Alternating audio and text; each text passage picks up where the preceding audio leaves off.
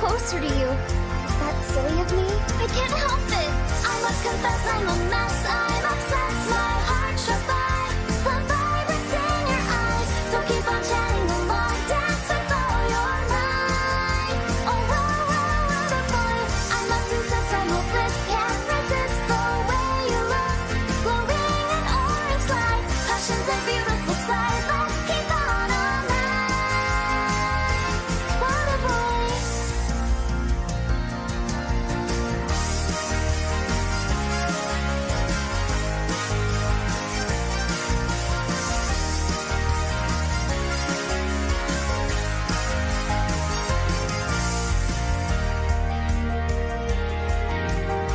Now that I've seen your devotion and action, the image won't leave my head. What a boy! When I remember the spark of your passion, I cannot leave the sunset. What a boy! You've given me something to achieve, a brand new hope, a dream revitalized. You've made me start to truly believe that there's no shame in letting your love fly.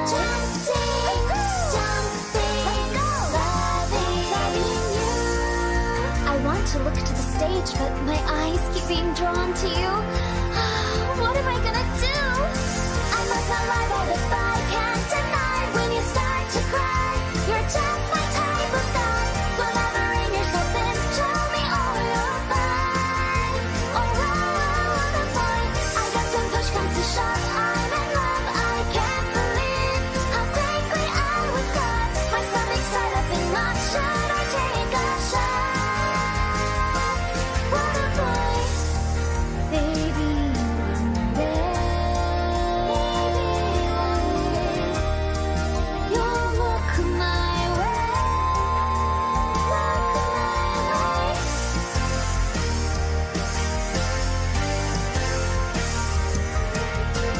I must confess I'm a mess. I'm obsessed. My heart shall fly. The vibrance in your eyes. So keep on chatting along. Dance with all your might. Oh, what a boy. I must insist I'm hopeless. Can't resist the way you look. Glowing in orange light. Passion's a beautiful sight. Let's keep on all night. What a boy.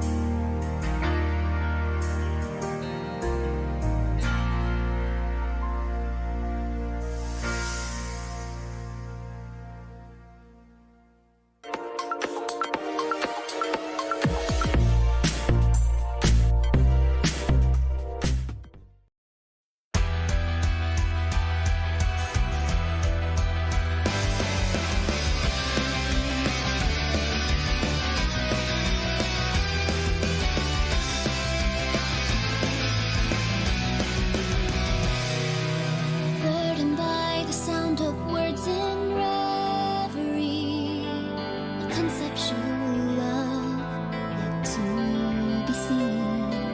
And when those words fall short of common empathy, reassure me you are all I need. Give me strength to fight cancer. Hold on to me. Help me accept what my heart cries out against. I was barely breathing till I heard the alarm. Ears ringing, eyes wide at the heart. Had to break the rules to carry on. Tell me what's the sense in second guessing your heart. There's no need to make life so hard.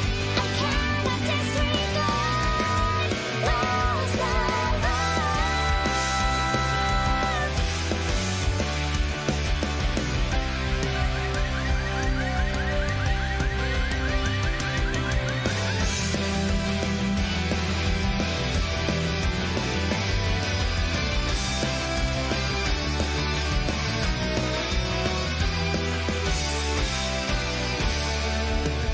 Mercy is the lifeline your soul bears free.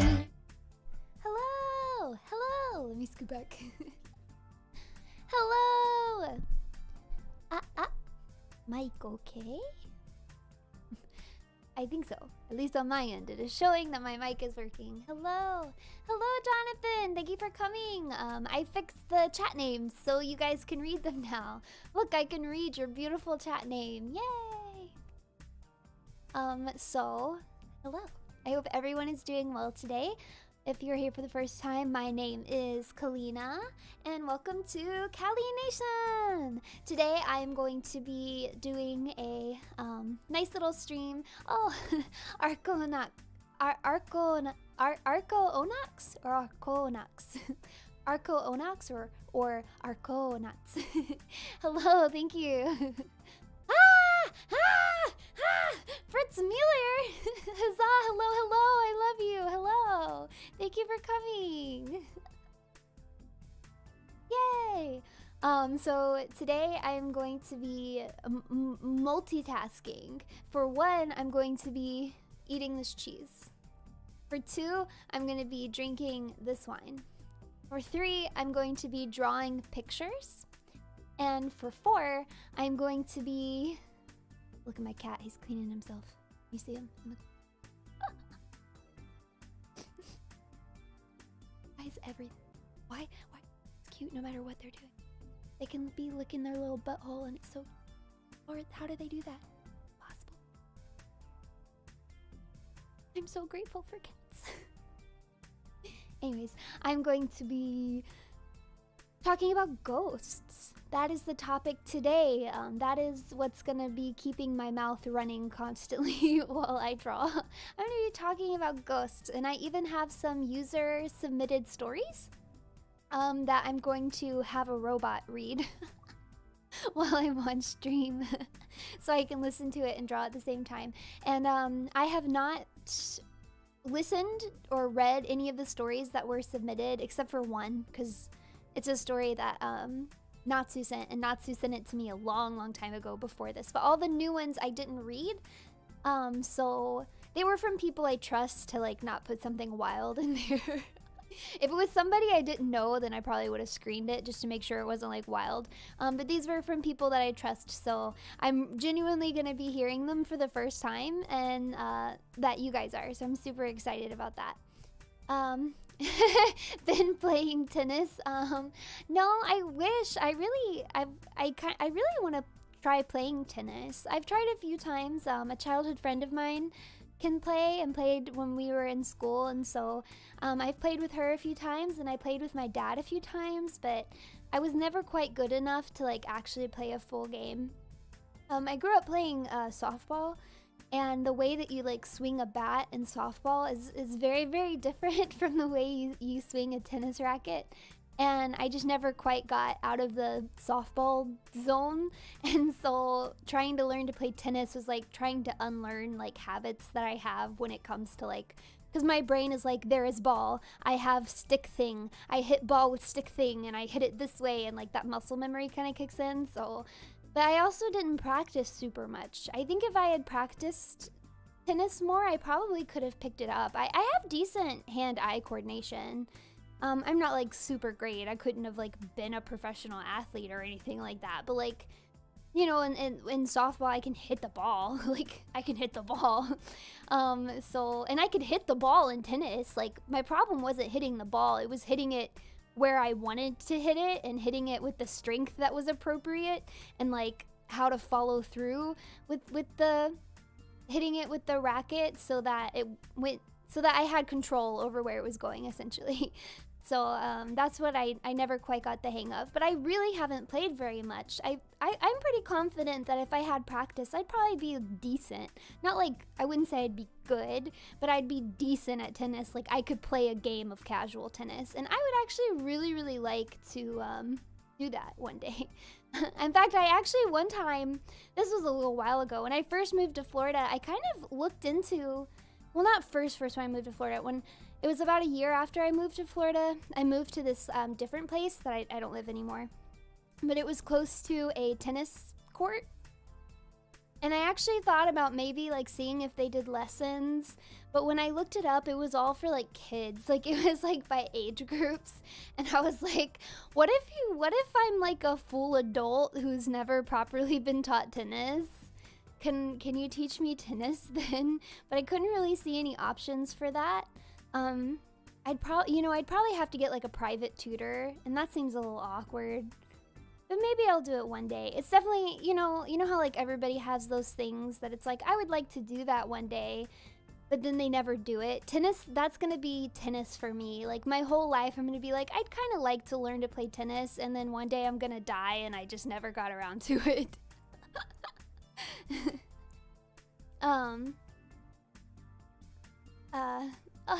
Hello, Trina. Sorry, I had to go out too, so Linda missed what you said about tennis. Oh no, I said that I've been talking about tennis for a while now. I know you said it because of my little prop here. It's already covered in cat hair because my whole apartment is covered in cat hair. I used to play pro tournaments many years ago. Oh, that's super cool. I'm jealous. Hello, Kixie. Thank you for coming. We're talking about tennis.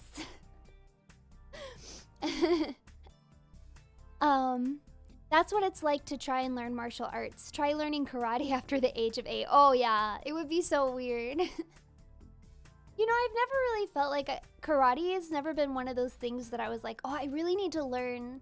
Like, I really want to learn really any martial arts at all. I've never super had the passion for that. But there's a lot of sports that I'm like, man, I would like to learn that.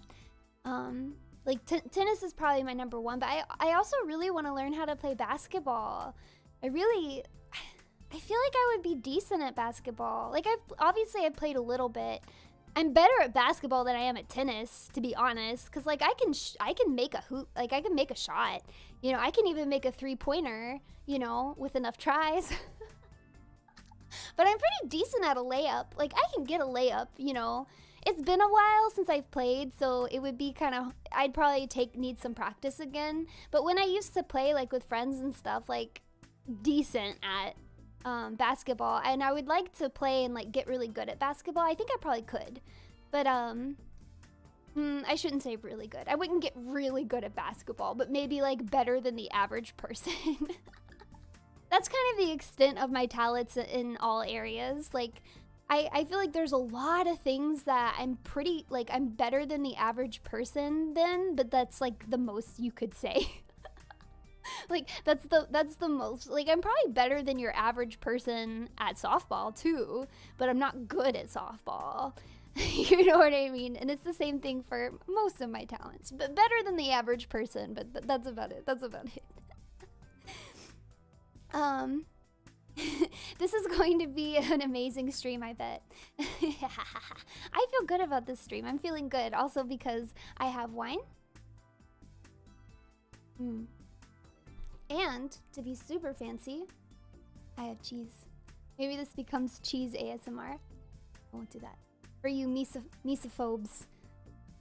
I won't do it.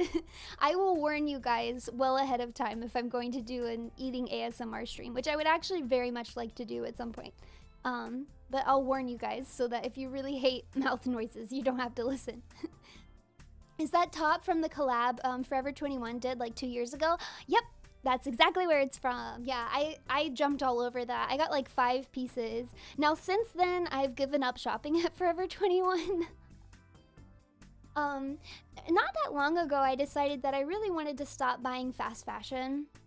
And I've slipped up a few times. I'll be honest, I've slipped up a few times. It's really hard. I feel like I'm addicted to it. Like I really like clothes, I really like shopping.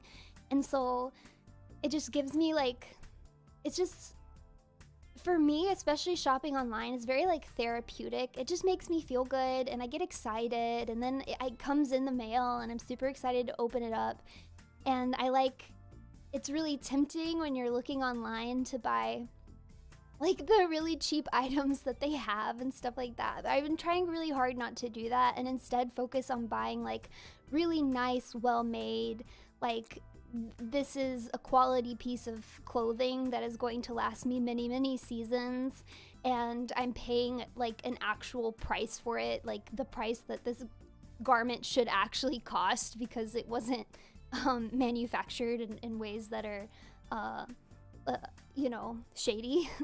But it's really hard because like you can get such cute clothes for so cheap, and it's like, even if I'm only gonna wear this shirt like 2 or 3 times, like it's $10, like that's okay. But I'm trying to be better. But I think with anything like that, like if you want to make a smaller impact on the environment or anything, like I'm a strong believer in it's okay to like just take it in baby steps. Like you don't have to be cold turkey. Like even if only, you know, like even if, like for example, you want to eat less meat, like even if you just stop eating meat every other day, or just stop eating meat for breakfast, like that still makes a difference. So I'm not like, you know, I don't think it always has to be all or nothing. It's hard. Like I think it's a lot harder than people realize. So I slip up and still buy fast fashion sometimes, but I try not to. But yes, I think that's such a tangent for the answer of yes. I got it from the Forever 21 collab because that stuff was so freaking cute.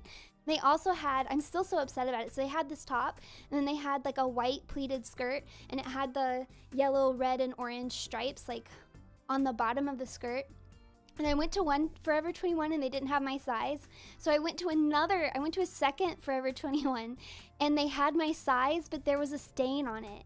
And I still wonder if I should have bought it because I definitely really, really wanted it, but it was like full price at the time. So it was like $35, which is still like stupid cheap. Stupid cheap. But I was like, am I really gonna pay $35 for a skirt that has a stain on it? No. Okay, sorry, where is I talk way too much. Oh, hello, San. Hello, thank you for coming. There was a whole skirt and pants also. Yes, they were all so cute.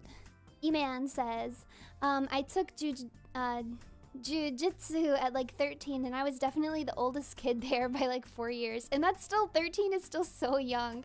And you were already the oldest person. That's pain. I can make a hoop. Calina talking, that was, no, I started to say hoop, but then I corrected myself to shot. I was just thinking about hoop. Stop bullying me. This is unacceptable. Ritsu's beep. Bro, I have a basketball game tomorrow. No way! Do you really? Oh, hello, and thank you for coming, by the way. Oh, I'm so jealous. I want to go and play basketball. What the heck? I want to go. Imu channel. Hello, thanks for coming again. Hi. Someone has spent 2 hours waiting for a Japanese lesson. Sad. Oh no, I'm so sorry. The Japanese stream was going to be on Wednesday, but just in general at my job, the last week of the month is by far the busiest week of the month.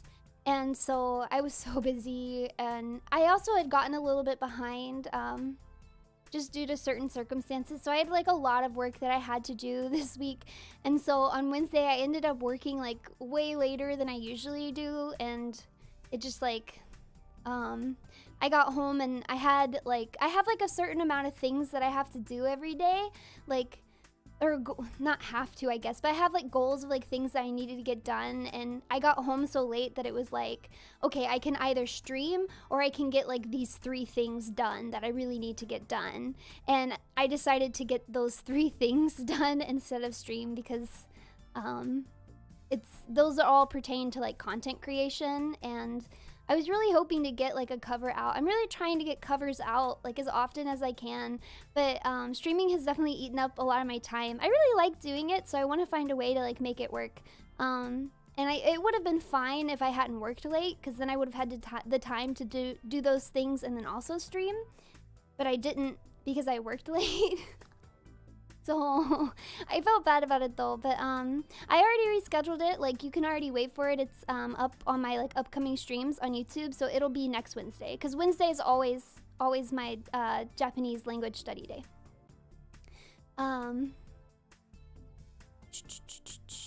I think I have delay, but I will go and grab some wine as well. Yes, go grab wine. Yes, do it, do it, do it. You might have delay, or it might just be me delayed reading your comments.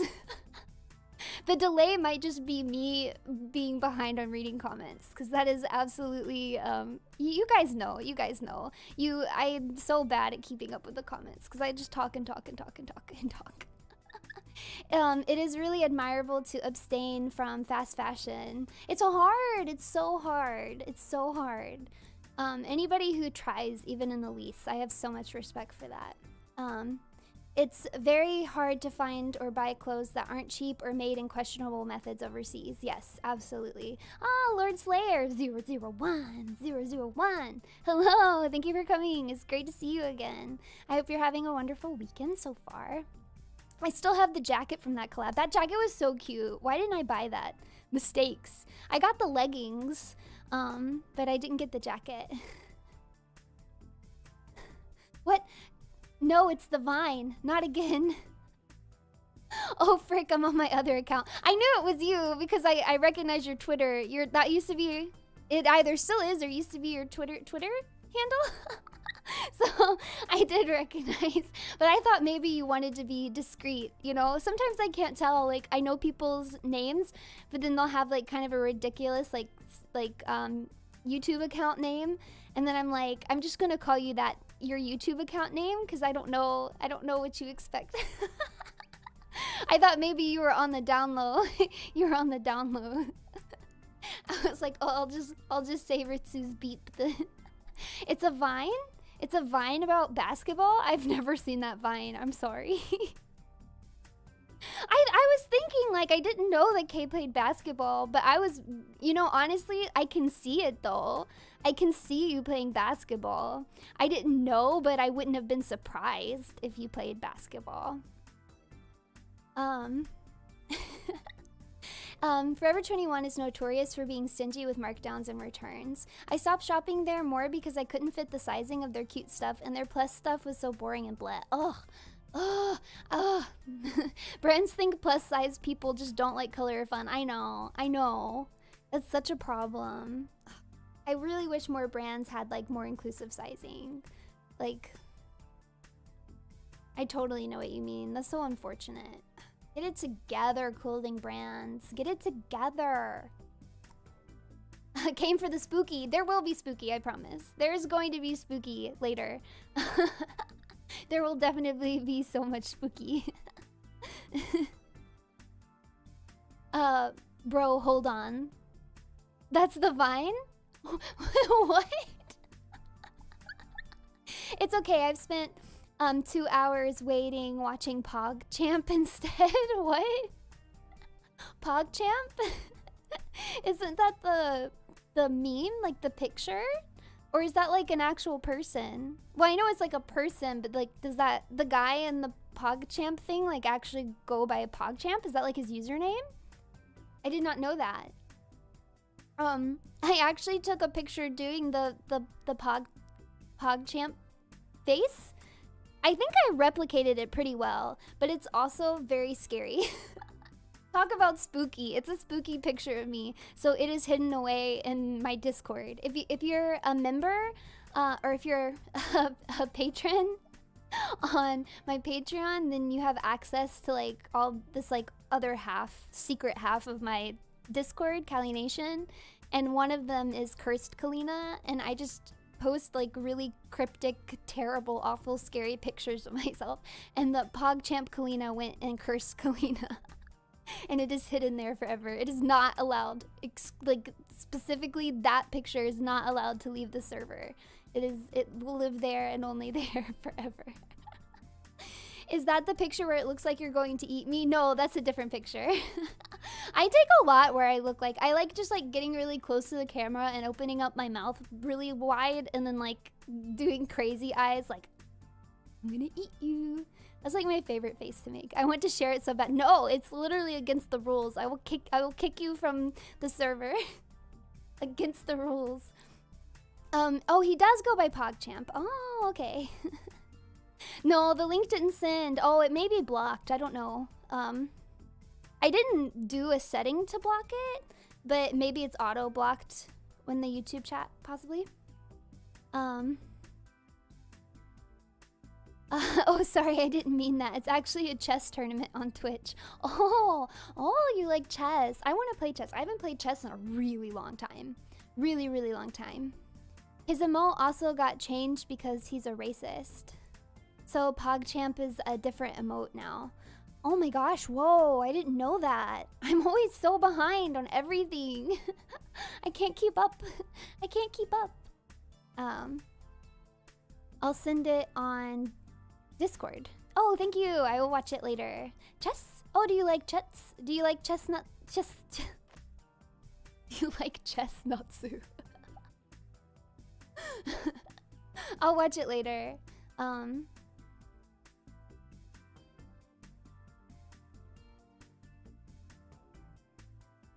This is the wine that I was drinking the other day during my Genshin stream. But this time I brought cheese. Because I don't know if you guys remember if you were there in my Genshin stream. Like, I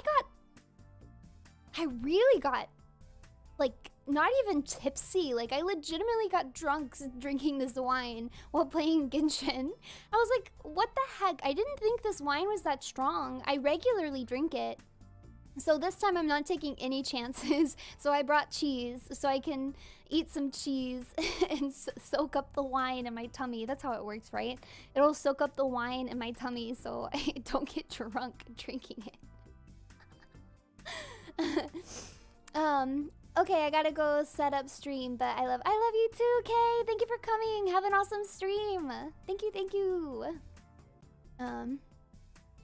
Is it okay to send a link? I think it blocks the links, or at least I can't see the links from what I'm looking at. So I don't think you can send a link. It's what I've been doing 80% of my days lately. Oh, really? You just sit around and you play chess? Oh, that's kind of cool. Man, I want to play more chess. Though, if I was going to sit around and play a game, I'd probably play Go. Because, don't get me wrong, I'm bad at Go. And I haven't played in a long time now, so I'm probably even worse than I was before. But, I really, like, want to get better at Go and keep playing Go. It's really fun. So that's what Drunk You is like. Yes. I just don't know how it snuck up on me because I just didn't expect it. And then like the stream just died. I was so confused. I'm just like staring at my computer and it's completely frozen. And I was like, I just had to turn off my whole computer because it wouldn't do anything. And then I was like, okay, I guess the stream's over. So I went to go lay down in my bed and it was like when I closed my eyes, the room was like spinning. And I was like, what? And that's when I realized, I was like, wait, I'm not tipsy. Like, I'm full out drunk. Like, I'm drunk like I might get sick drunk. I was very upset. And it took me forever to fall asleep because, like, I couldn't close my eyes because then the room would spin. And I was like, how did this happen? I think I only had, like, 2 glasses of wine. I didn't have that much. And 2 glasses of wine isn't that out of the ordinary for me. So the only thing I can think is that, one, I was drunk on love for Razor. Big possibility. Probably what was going on was I was drunk on love for Razor. My good boy. Or maybe I just didn't eat enough. I couldn't remember. Like the next day I was like, what did I eat that day? I couldn't remember what I ate. So I don't, maybe I just didn't eat enough. I don't know. But probably I was drunk on love for Razor. You got the spins. I did. I got the spins. OMG, the spins are murder. Yeah, I have to stay awake until they go. Yeah, that's what I had to do. I was awake like for so long that night. I was so mad. I was like, I just want to go to bed. What the hecky? There is a Bakamitai meme on chess and it's really funny. What? Bakamitai? Bakamitai? I've played a little and I want to get better. I feel like you would be good at chess. I definitely feel like you would. Oh, you're talking about Go. Sorry. I'm reading the messages backwards. I'm not ready to play against other people though. I mostly do puzzles. I don't feel like I'm good enough at the puzzles to even like be decent at playing a full game. As a Saki fan, I should learn play Go. You should, absolutely. You don't think you've ever had that? Oh, good. Good for you. Honestly, don't get that. It's so unpleasant. So unpleasant. You learn by playing.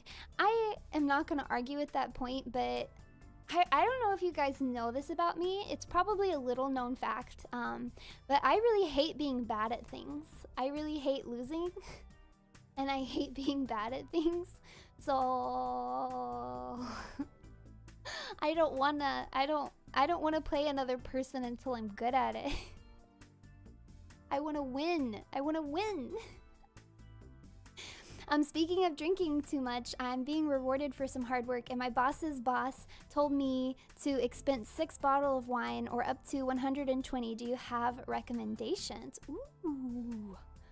Ooh. Ooh. Well, my favorite wine that's been my favorite wine for a while now, but it's like pretty much catered to my tastes. It's a sweet red, it's a sweet Shiraz. It's called Jam Jar. I think I might have made you try it before. It's so good. It's like cause I do like a sweeter wine, but it can't be too sweet. Like I have like a line. I like it to be sweet, but it can't be too sweet. And I think the sweet Shiraz is absolutely perfect. Like it's just the perfect amount of sweetness to me, and you serve it chilled. I love chilled drinks. I'm like I'll drink like a room temperature drink too. That's fine. Especially like a Merlot or a red blend. Like it doesn't bother me, but in general I like chilled drinks just better. And so the Jam Jar, you can serve it chilled. In fact, it's like recommended to serve it chilled. And so I really appreciate that, because a lot of drinks that you serve, wines in particular that you serve chilled, can be like a little too sweet for me. So yeah, that's by far my favorite right now. If it's the one you got in DC, it was delicious. I can't remember what I got in DC. No, that's totally what I got in DC. Yep, that is absolutely what I got. Yeah, I think you would like it. We should definitely play. We've discussed this. I'm 100% the same way, but 9x9 games go really quick and easy, and a good way to learn fast. I don't know. Maybe because I know you pretty well. Maybe we can. I think like because the site that I was learning to play Go on, you could play like practice games with people, and I did it a few times, but it was just too embarrassing. But because I know you, it would be a little like less embarrassing. So Jam Jar throw up face. Oh, come on. It's not that bad. It's not that bad. In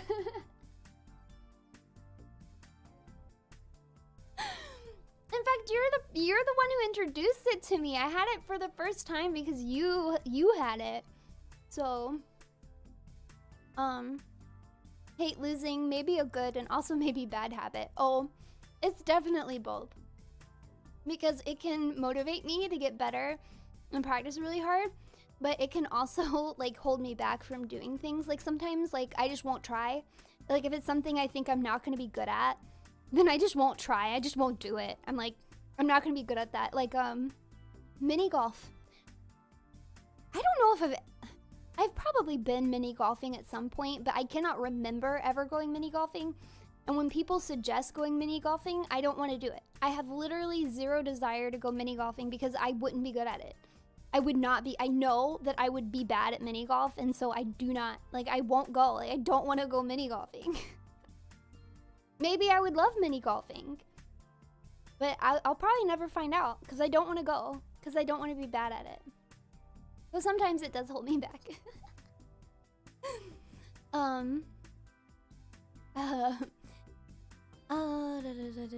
I will definitely nab a bottle as I love sweets. Thanks for the rec. Yeah, no problem. The bubbly red your friend got us this past summer was great. Do you remember the name? Oh, ooh, what was that?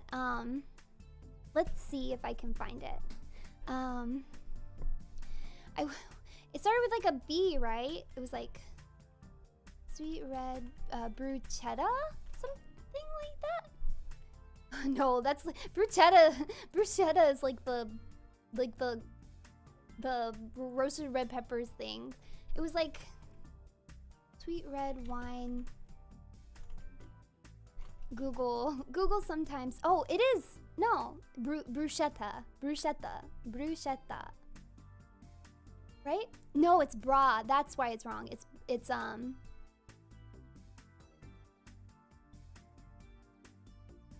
I don't know what the exact brand was that we had, but it's called Brachetto, like BRACHETTO. I can type it in it. Hold on.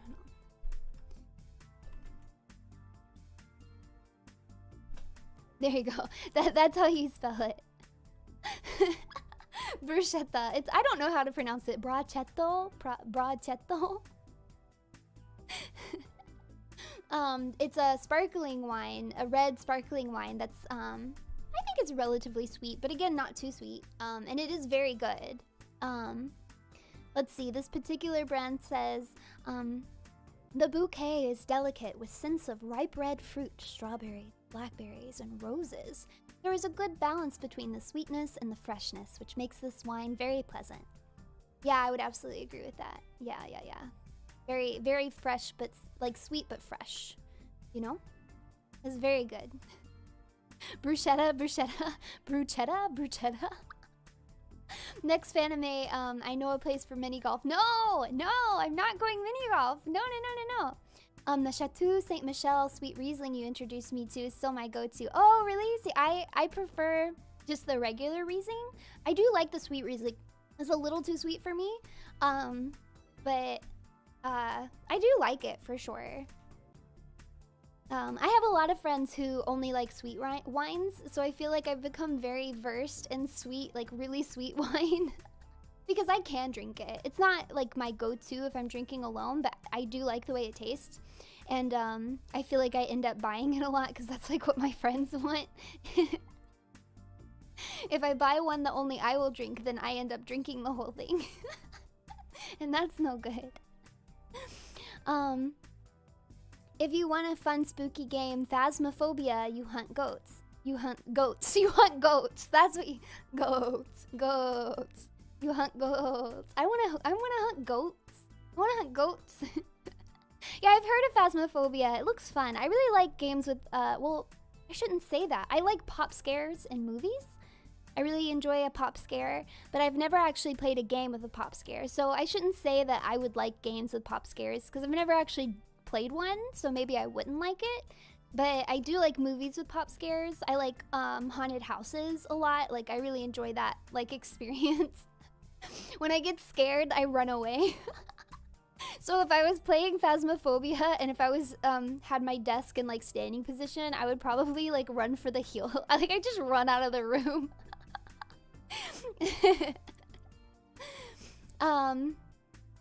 You never came with when we went mini golfing. Yeah, there's a reason for that. No, I will never go mini golfing.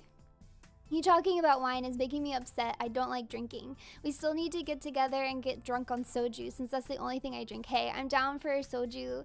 We can get Korean barbecue and I'll just eat a bunch of fried octopus. I'll eat all the fried octopus. And I'll drink all the soju. It'll be a good time. You're different from me. I usually play it because I like it. If I don't, I won't do it. So it's all about if you like it. For me, I don't like it if I'm not good at it. If I'm good at it, I like it. And so if I like it, I'll do it. We're still talking about wine. This, you know what? We haven't gotten to the topic of this stream yet, but that's okay. I'm having fun just talking to you guys. I have a self-admitted under-refined palate. Oh, I would say me too. I don't have a super... Like, before I went vegetarian, my favorite foods were pizza and corn dogs. Like, your girl is not refined palate over here. Now that I don't eat meat, I only eat fish, and fish is like... My favorite foods are like... pizza and tuna. Goat hunter, exactly, that's me, Calina the goat hunter. I'm gonna hunt all those goats. You better watch out, goats, 'cause Calina's coming for you. Is that the sound that goats make, or is that sheep? Do goats make a different sound than sheep's? Is that goats and sheep, or is that just sheep? I don't really appreciate dry taste or the flavors of liquors, etc. on their own. Oh yeah, I see. I actually do kind of like dry taste. I also like bitter tastes, which a lot of people don't like. Like, I really like black coffee. I love black coffee. So I can do bitter and I can do dry. I like both. You like being scared? I like pop scares. I wouldn't say that's being scared. Like, for me, I don't like... It's kind of like a delight for me, I guess. Like, just like the anticipation of a pop scare and then getting the pop scare. Like, it makes me laugh and like, like in a fun way. I wouldn't say it's actually... Like, it scares me in the sense of like, I'm anticipating it and then I'm like, ah! You know, but it doesn't like scare me like to my core. Like, I'm not gonna lay in bed at night and be like, ah. Like, I love scary movies and like horror movies and stuff, but they don't like, the pop scares get me and I enjoy that, but I'm not like actually like scared. You know what I mean? Like, it doesn't like scare me. Like, I'm not walking around later that day like, I'm so scared. Like, it just, I don't get that kind of scare from it. Maybe Spooky's Jump Scare Mansion? What? Spooky's Jump Scare Mansion? What is that? If you enjoy being scared, are you really scared if you're enjoying it? Exactly! I'm not really scared. You want to play some horror game? I will recommend one. Dark Deception. Oh, I'll look into it. I've never played a horror game before, so I don't know for sure if I'd like it or not, but I think I would.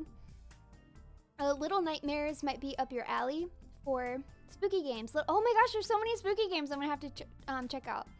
It's Pac-Man plus horror game. Oh! Dark Deception, Pac-Man plus horror game. That actually does sound really fun. I like Pac-Man.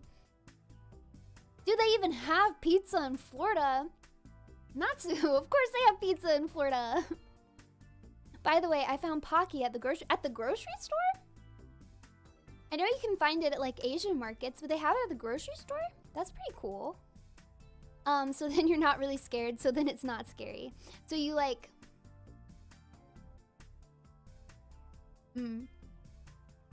I like scary, but I dislike gory. I'm not like super into gory. I can... Like, my line is like, I can deal with gory. It doesn't bother me if it's there in addition to the scary, creepy stuff. But I don't like when the whole plot is kind of centered around the gore. Like, I don't like the Final Destination movies. And I don't really like the Saw movies. I know people are like, there's plot to those. There's actually plot. Like, I get it. But I get that there's plot. But, like, it does just kind of feel like you're waiting for the next gory thing to happen. You know what I mean? You're just like, oh, I'm watching this movie and I'm just waiting for the next person to die in a horrifying way. Oh, now I'm gonna see another person die in a horrifying way. Oh, now I'll see another person die in a horrifying way. And, like, I don't really enjoy that very much. Publix. Publix. You know, I'm actually not like a huge Pocky fan. It has a little bit of a weird texture to me. But I can eat it sometimes. All right, you have quote unquote pizza. I don't want to hear from you, New Yorker. I can't do a New York. How do you do a New Yorker? Oh my gosh, I'm just butchering the New York accent. I'm a New Yorker. Is that right? Am I totally off? I'm a New Yorker. We have the best pizza. I formally apologize. I'll never do that again. Probably. New York. New York. I can't make these sounds.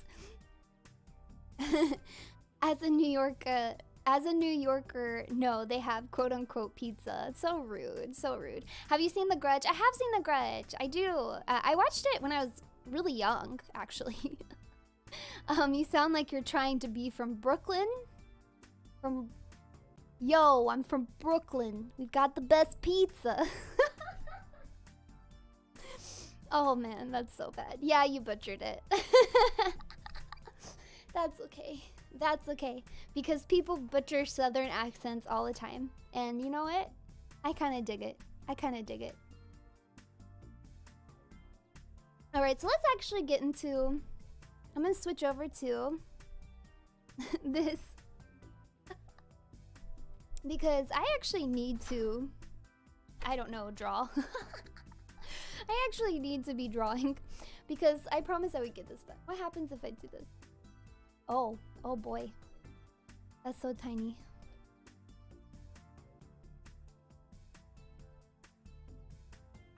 I just want to be able to see the chat. Bottom. There we go. Now I can draw and I can see. Yeah. So, if you guys missed it, so this is a drawing. The sketches were done by San, who is actually the creator and leader of the group that these girls all belong to, which is called Vivacu. We're a virtual idol group. I voiced this character here, Hitomi. Yeah, you can see. I was like, can you guys see my mouse? Yes, you can see my mouse. I voiced Hitomi. And then these are the other 5 girls. This is San. So I'm doing the line art and the base colors. This is for an upcoming cover that we have that we're going to, that we're finishing up. And so this art will be used in the video for it. I'm really quite excited for this cover because it was one of my dream songs, like one of those songs that I've really been waiting to do for quite a while. Sorry, I'm just trying to like move my tools around to a way that I like. Navigator. Boom, boom, boom. Oh, I need to move my water. New York does have the best pizza though. I have had New York pizza when I visited New York more than once. But to be completely honest, I don't really remember it being that great. I'm not saying it wasn't great, because it very well could have been like really nice. But I don't really remember it. I don't remember like thinking like, oh my gosh, and like I don't like miss it, obviously. And like wishing that I still had it. I don't know. I didn't. I'm sure it was good though. Because I know we like purposely went to pizza places because like that's what you do. Like, well, we got hot dogs and we got pizza. I remember the hot dog. I don't remember the pizza. I know I ate pizza, but I don't actively remember it.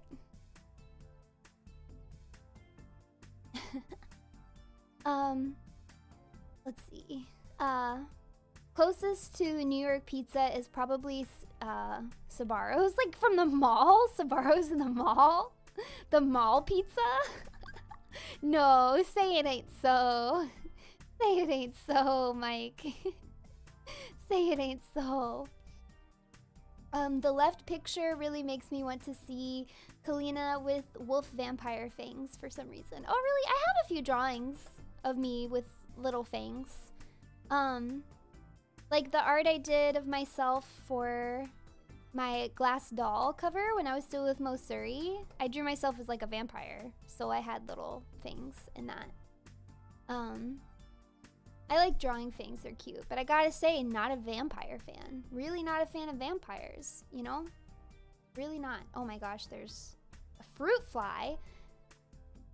I've never seen a fruit fly in my apartment before. And right now, a fruit fly has appeared to be mean to me and tried to get in my wine. And that is criminal. And that fruit fly must die. Fun fact, I used to make food for fruit flies. Because I did like a lab research project when I was still in school, and we were doing experiments on fruit flies, and so we had to like feed the fruit flies to keep them alive, and so I would literally cook in the lab fruit fly food. Yep, that is what I spent a lot of my time doing for a whole summer. For a whole summer, I spent feeding fruit flies and then killing them. Killing them, yep, that's what I did.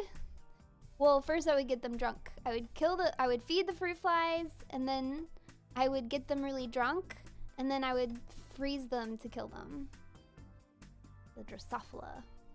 I did. But because of that, I have kind of a fond relationship with fruit flies. Like, I hate them and they're annoying, but I don't like hate them. It's not like how I feel about ants, which I literally despise. Ants have to go. They have to go. You had pet fruit flies. I guess I did. That degree was money well spent. Listen. Vampires suck. More so if the vampires sparkle. I don't like this pun that you made, Lord Slayer. I don't like this pun. I can't tell if the drunk thing is a joke. No, we were studying the effects of alcohol on the different neurochemicals in the brain. Because a fun fact about fruit flies is that we've fully sequenced their genome, which means they're great for studying. Like we understand really their genome, so it just makes them easier to study scientifically. And surprisingly, like a lot of the same like neurotransmitters that humans have, fruit flies also had, like you know, like dopamine and serotonin and like all those basic ones. Like fruit flies also have those. So by studying fruit flies, you can also kind of not completely, because obviously humans are different than fruit flies, but you can get an idea of how those neurotransmitters might be affected by alcohol also in human brains. And so we had this little contraption that we called the inebriator. I'm not kidding, that's what we called it, the inebriator. And we basically we volatilized it. So the alcohol was like in gaseous form, and then it would kind of go, and the flies would like fly around, and then as they got drunk, they would pass out. And then like the way it was shaped, like they would kind of pass out and then like fall to the bottom, and then we could collect them. Yeah, that's called the inebriator. Real thing. I'm not making it up. What is a gnome? Genome. Don't play dumb with me, Natsu. Gnomes are those little statues people put in their yards. It's those little people with pointy red hats. I did. I got them drunk. We did. That's what we did. I never got to see the fruits of that though, because the actual like bulk of what I did was just we were like a brand new research group. And so in order to study the neurotransmitters, we were using high pressure liquid chromatography, and we had to develop a method using high pressure liquid chromatography to actually separate all of the different, I think there was like 20 something biogenic amines, like the neurotransmitters and such that we were studying. And I was mostly in charge of developing that method, a method that would separate all of them. Because like if you just chopped up the brain, then all of those different components are going to be like in that mixture. So we needed a way to separate them out through that mixture. So if you've done like, I feel like most people in school have done the chromatography experiment where like you have like a napkin and like you use water and you can see like the colors separate. It's like the same thing. So like chromatography, it just helps different components of a mixture separate from each other. We were using liquid chromatography. So like almost all that I did in my research project was just trial and error of like trying to optimize a method for separating all of them so that we could study them individually. So I didn't actually ever get to do like any of like the fun stuff. Like the fun stuff would have been like the results, like interpreting the results. But I did like kind of the grunt starter work. And what's even sadder is one of the people that I worked with actually ended up getting, well, I don't know, because I lost touch with him. I bet he has his PhD now. He was staying for his PhD, so he continued the project. And so I got in touch with him like a little while later, and it turned out that like he figured out like a whole different buffer solution was better for the separating the method than the one I had been using. So all of my work literally just like went out the drain because he ended up using like, I mean, I worked with that buffer solution a little bit, but I never got all of them separated, and it turned out that that other solution was better. So all my hard work, so sad. That's okay. That's how science goes sometimes. That's just how it be. That's how it be. So did the fruit flies have hangovers the next day? No, because to study them, we had to kill them. Like, you literally, we had this little, like, we had a microscope, and we had these super, super pointy, basically tweezers. And so you would get them because they would be passed out. And sometimes we would freeze them to make sure that they were dead and would stay dead. And then you had to dissect them and take out the brain. And they had to be super gentle because those things are super fragile. So, yeah, you can say they had a perpetual hangover because they were dead. They were totally dead.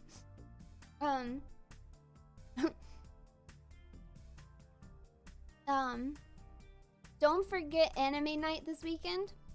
Oh my gosh, I feel so bad about that. I won't forget it this weekend for sure. And I have all the episodes downloaded, so we're ready to go. I was having some trouble getting 22/7, but I ended up being able to get it to work with VLC. I think it was just that it doesn't work with Windows Media Player figures. So I have everything ready to go, and I'm not gonna forget this time, I promise. I'm not gonna forget. Wait, stay dead, stay dead. Yeah, they were, well, yeah, because if we just, well, I shouldn't have said stay dead, stayed knocked out, because when we would get them drunk, they would pass out. But then eventually they'll wake back up, you know, eventually they'll wake back up. The alcohol doesn't, like, we didn't kill them with the alcohol, it would just knock them out. So I should have said stay passed out. No, we did not have zombie, we did not have zombie fruit flies. That would be horrific. No, thank you. I am so not interested in zombie fruit flies. So not interested. But you know what? Speaking of zombies, we should probably get a little bit on topic here. We should get on topic. And the topic today is ghosts. Ooh, ghost, ghost. So I feel like I should start with a disclaimer about ghosts. So we invented zombies. No, that would have been a really cool PhD, but that is not what we did. Excuse you, it's called 7分の22. Okay, fine. 7分の22. Fun fact, legit gets upset at Sally for saying 22. Oh, staff gets mad at her instead of Japanese, even when speaking in Japanese, even though she tells them we don't have time to say all that in English. Oh, that's funny. Knowing Calina, she would train the zombies to sing and dance to save Saga. Oh, absolutely. That would absolutely be on my agenda. Never freaking doubt it. Never doubt it. Oh, it's on the wrong layer again. I always do this. Oh, wanted. Anyways, we're gonna talk about ghosts. We're gonna talk about ghosts. So here's the thing about ghosts is I actually do not believe that they exist. I don't believe in ghosts at all. But well, okay, let me just clear. I don't believe in ghosts.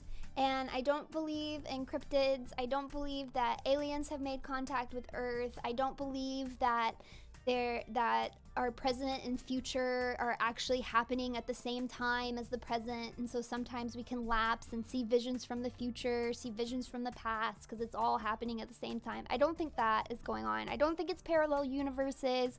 I don't think that, like, events in history can just be like so like emotional that it can leave an imprint on that area that like affects it for the rest of time. I don't believe in any of that stuff, but I don't think people are lying when they say that they have experiences. I don't believe in ghosts, but I do believe the stories. I think people really do experience things that they can't explain. And sometimes it's things that maybe other people can explain and they just don't realize there's an explanation for it, or they're just not open to a different explanation. But I also think sometimes things like people legitimately experience things that nobody has been able to explain yet. And I think eventually we'll understand what's going on. But and I think what's going on will probably end up being a lot more mundane than any of those things that I listed. But I mean, so many people have had experiences. So many people have had really similar experiences to each other. And I think there probably is something to that. Whether it's just, you know, that our minds are really good at making stuff up. Our memories are really good at creating memories and convincing us that they're real memories. Or, you know, whatever it is that's happening. But what I'm trying to say is that I believe people when they tell me stories. And that's why part of it is so fascinating to me. I really love hearing people's stories. I love like hearing people's theories and like how they've interpreted it and the experience that they've had. And just in general, like I find like the idea of like ghosts or spirits or cryptids to be like really interesting. And that's why I really like listening to ghost stories. And I've even had some experiences myself. Again, I don't think they were ghosts. But I have had experiences like weird things that I can't explain. And I think almost everybody can say that. Like everybody's experienced like at least one or two things that were weird or like really bizarre coincidences that seem like, how could that possibly have been a coincidence? You know, like people have experienced things like that. I think there are things we'll never understand as humans. No! No! We have to figure it out eventually. That is my dream. Of course, I am a scientist, so I'm a little biased. But I like to think eventually we'll figure everything out. Eventually, humans will figure it out. And there will be very, very little left to discover. It'll take a long time, though. It'll definitely take a long. That's for sure. You've never heard of the ghost of Flight 401? I don't think so. I don't think I have. But sometimes I just don't recall things very well. It's very possible that I actually have heard of it and I'm just not recalling it by name. You've had experience with I've had see, I wouldn't call it a ghost experience because I don't believe in ghosts, but I did one time I saw the Shadow Man with the hat, which I thought was really interesting. I'm really happy that I experienced that because, you know, I hear people, I listen to a lot of podcasts like where people just tell ghost stories and stuff like that. And I like reading them online. And so many people have had this shared experience of seeing like a shadow man. He doesn't have like, it's just like a shadow took form, like pitch black. You can't see like anything else. And then it tends to be shaped like what stereotypically what we would think of as a male. And he's wearing a hat, like a I don't think fedora is the right word, but it's like a hat similar to a fedora, like that type of hat. And I totally saw that. One time at my old apartment, I was dancing and I had like this huge mirror and the mirror covered the entire wall. And so I liked obviously to dance in front of that mirror because I could see my whole body. And I had the door to my hallway that like led out of the building or out of the room was open. So you could like see into the hallway, and looking in the mirror, like you could see behind me into the hallway. And what happened is as I was dancing, I was actually doing like a spin.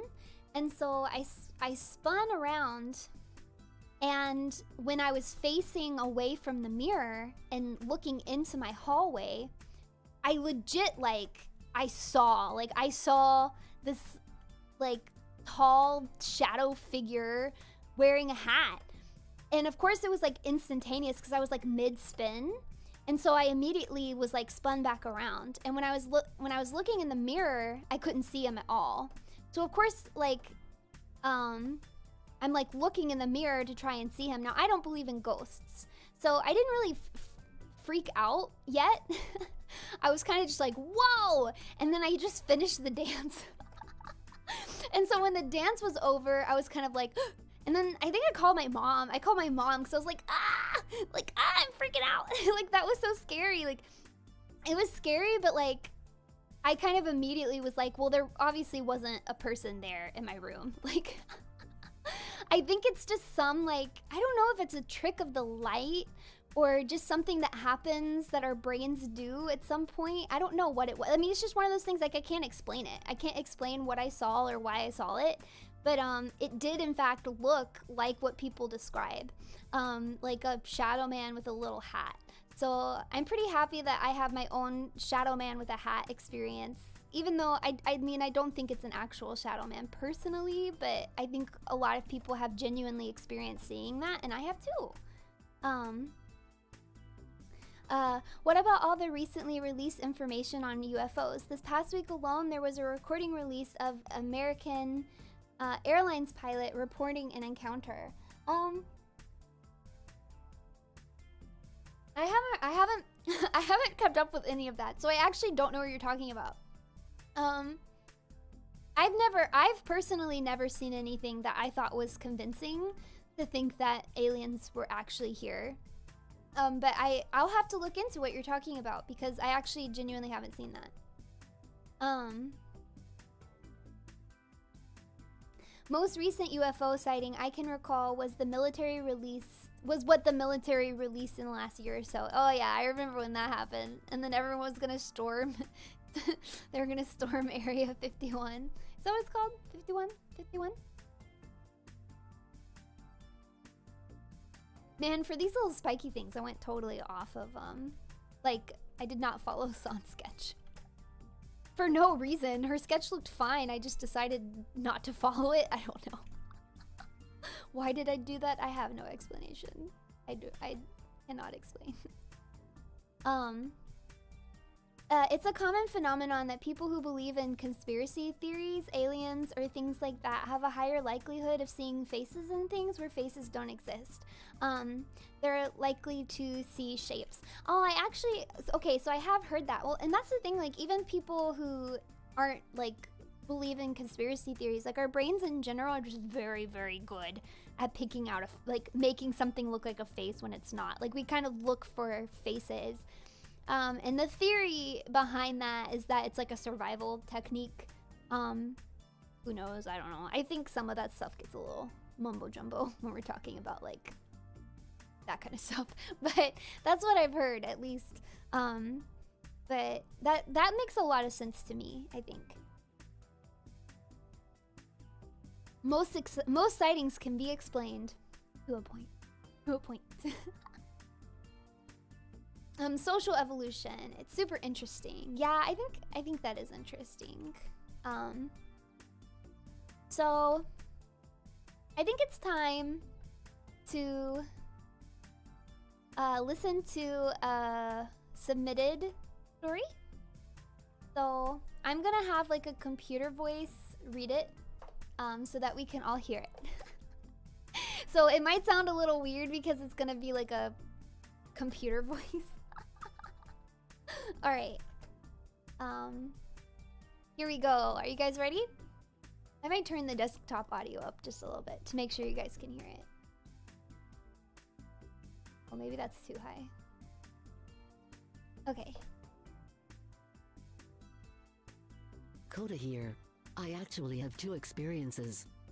The first and only time I've seen a ghost was when I was 4, and it's still extremely vivid in my head. 4? I was trying to sleep in my crib and I woke up to humming in your my crib? room. So I stood up and saw a woman in a long white dress sitting on top of my little toddler slide across my room. I couldn't see her face in the dark, so I said, "Mommy?" And she didn't answer, just kept humming. I thought it had to have been my sister then, so I said, "Sissy?" And she finally spoke and said, "Shh, go back to sleep." And so I did. I remember asking both my mom and sister like a couple years ago actually if they were ever in my room humming to me from on my slide when I was a toddler, and they said they've never done that. I found out when I was 15 that my dad had a sister who passed away when she was 28. He's never spoken of her, so it slipped my mind until many years later that it was probably her who visited me that night.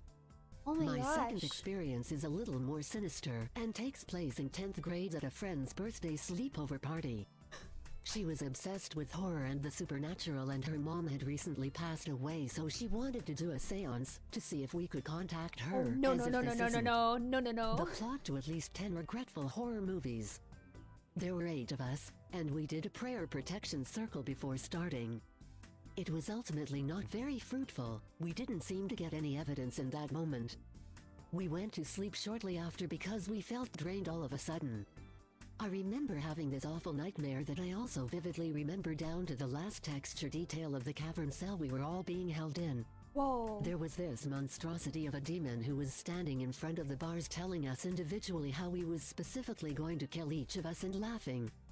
I remember praying out loud and shaking uncontrollably, and the demon looked at me and said, "There is no God here." I woke up immediately after that, and everyone else was suddenly waking up at the same time. Which was odd because it was 3:30 a.m. on the dot.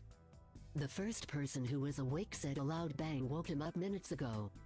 It got weirder when one of our friends said, "I just had the creepiest dream," and everyone else said they too had a terrible nightmare about a demon taunting them. At that point we all sat on the front porch until the sun rose and contemplated the complexity of life, death, the in-between, and how we're never gonna FCK around in summoning the dead again. That morning we noticed a bunch of things moved around the house like a piano chair. The back gate, which was locked, was now wide open. And one girl's toiletry bag's contents were knocked over all on the floor.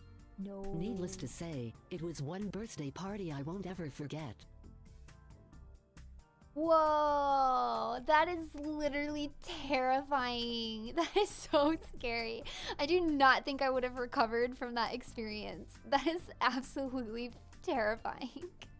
I'm gonna have nightmares about Coda's nightmare. So that submission was from Coda. He is a member of Mystic Wish, if you guys are familiar with the idol group Mystic Wish. And Coda also does some really cool solo stuff. So thank you, Coda, for submitting that. Wow, that is oh my gosh. No, never do those. Oh yeah. I know I say a lot that I don't believe in ghosts and stuff like that, but I also am not about to do that kind of creepy stuff. No, thank you. No, thank you. Did you know that X-Files is a factual documentary? Oh yeah, you do love the X-Files. You love them so much. You love it so much. 3:30 a.m. of course. They say demons are stronger between the hours of 3 a.m. and 4 a.m. Because of the number 3. So that's 3:30 of all times is a bit creepy. Yeah, I've heard that too. A lot of people have experiences like that, like right around 3 o'clock in the morning. The first thing that stands out to me about this story is that Coda has a super memory and can remember being 4 years old. I've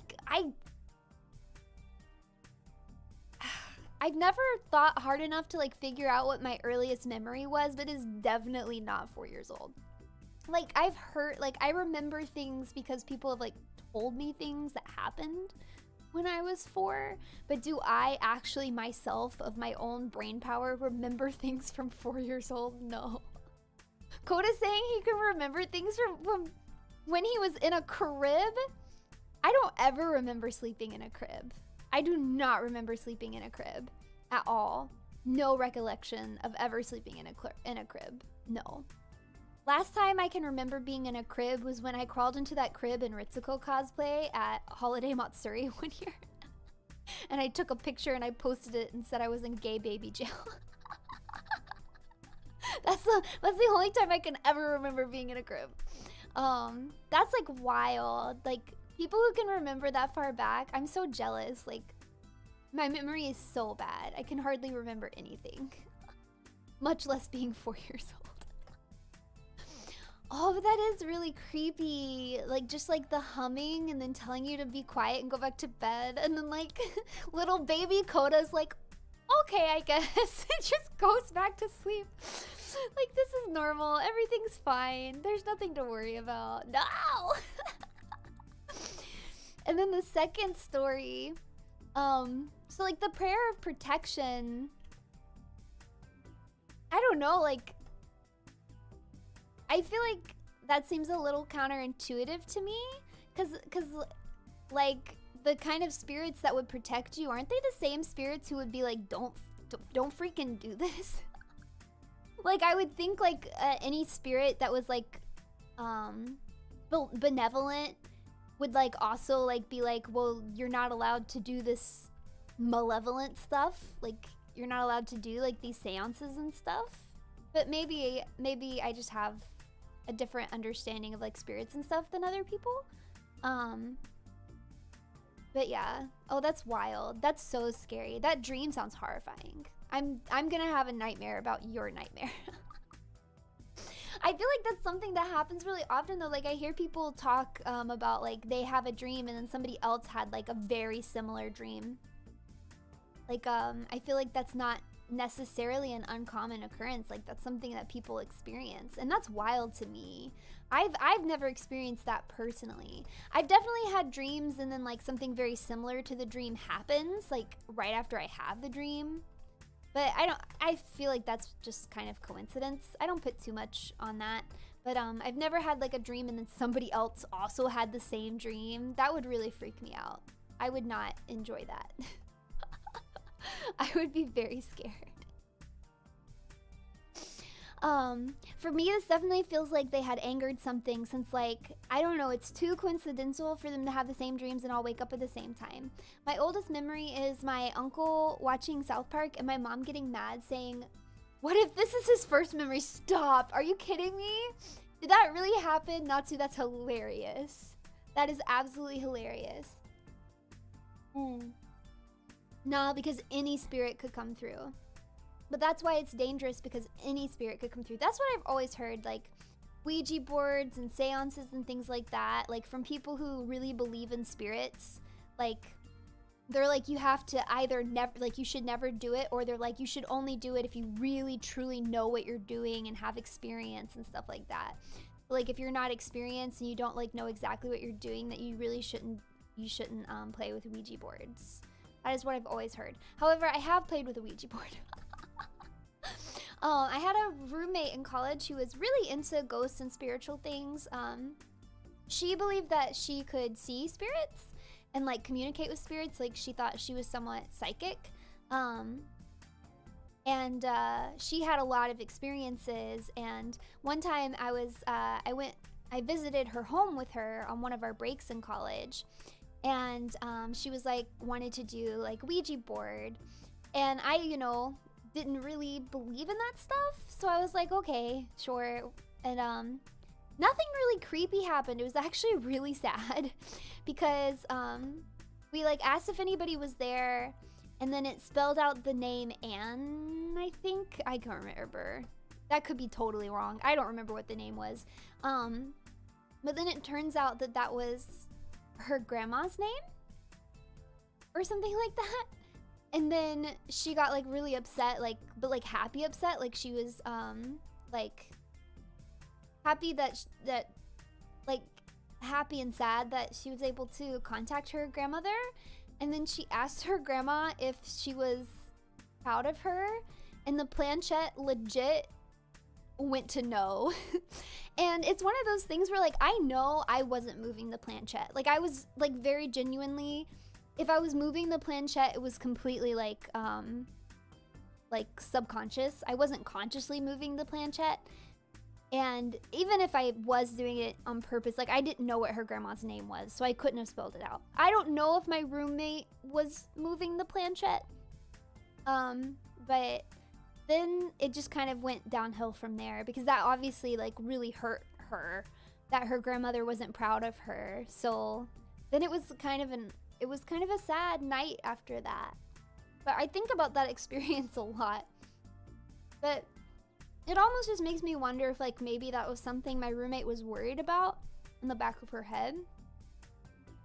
And so it kind of like manifested on the Ouija board.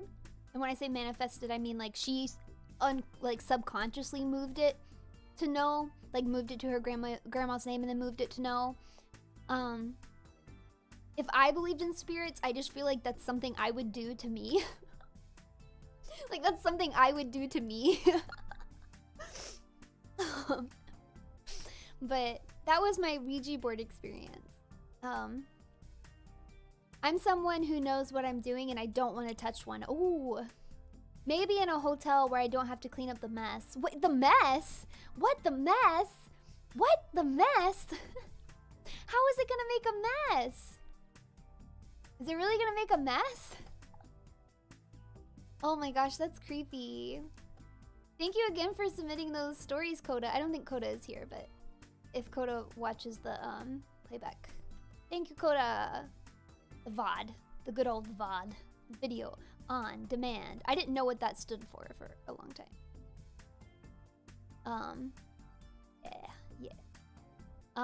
Yeah, so thank you for submitting those. That was creepy. That second one is so creepy.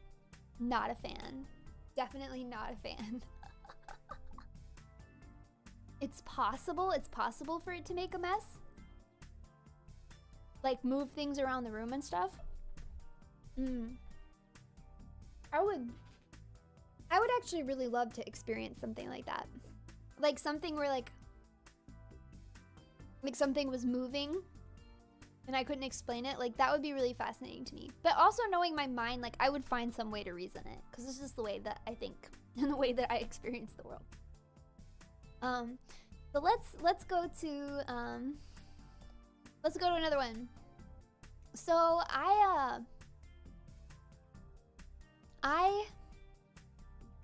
my friend Ryan sent me 3 different stories, and there's also pictures that he included.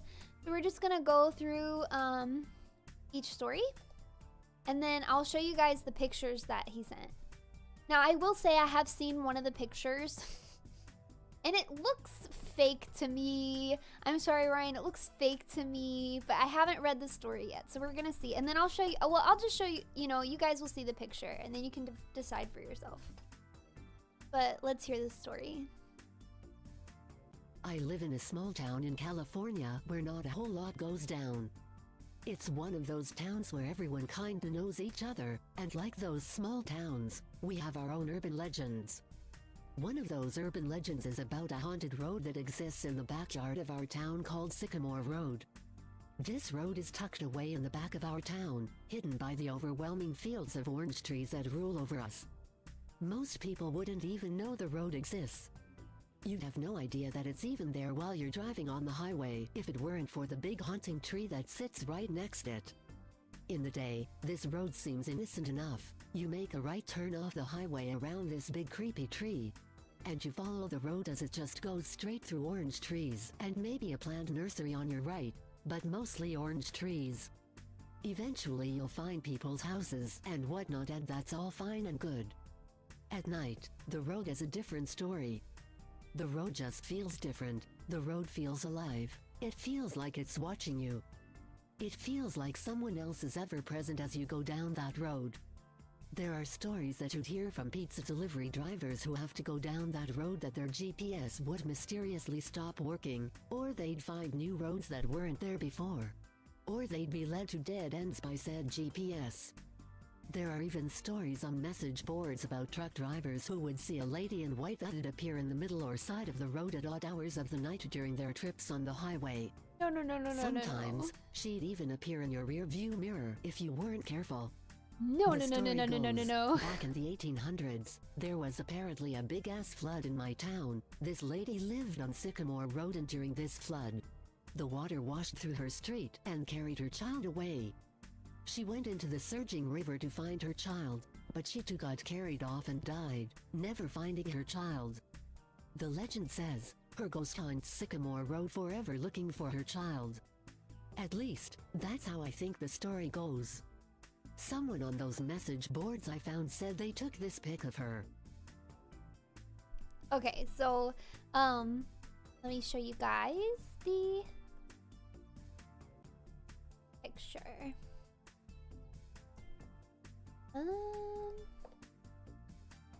I'll just add it as like a so urban legends, I've heard like similar urban legends to that before. Not the flood and like the baby like going away. That's like really sad. But I've heard like similar urban legends about like roads being haunted and stuff. The idea of like me just like driving along on a dark road and then like seeing somebody on the road totally terrifies me, because I would, like I would think that was a real person, and then I would be absolutely terrified and think that I was gonna hit them, and then I'd probably swerve off the road. Now here's the picture. To me, this picture looks like super Oh, no, I didn't. It was up for like a second, and then I accidentally took it away. The picture, I think, looks totally fake. So this is just a picture. This isn't Ryan's picture. This is just a picture that he found on a Reddit, I think he said. That somebody said they took of the lady on the road. That looks super fake to me, personally. But the story is definitely interesting. The text-to-speech is so funny.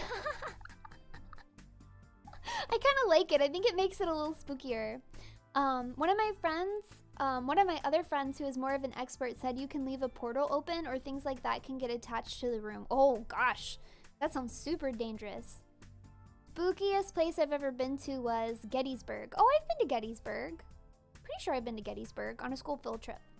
I don't remember it being spooky though, but I was a kid, so they probably didn't tell us the spooky stuff.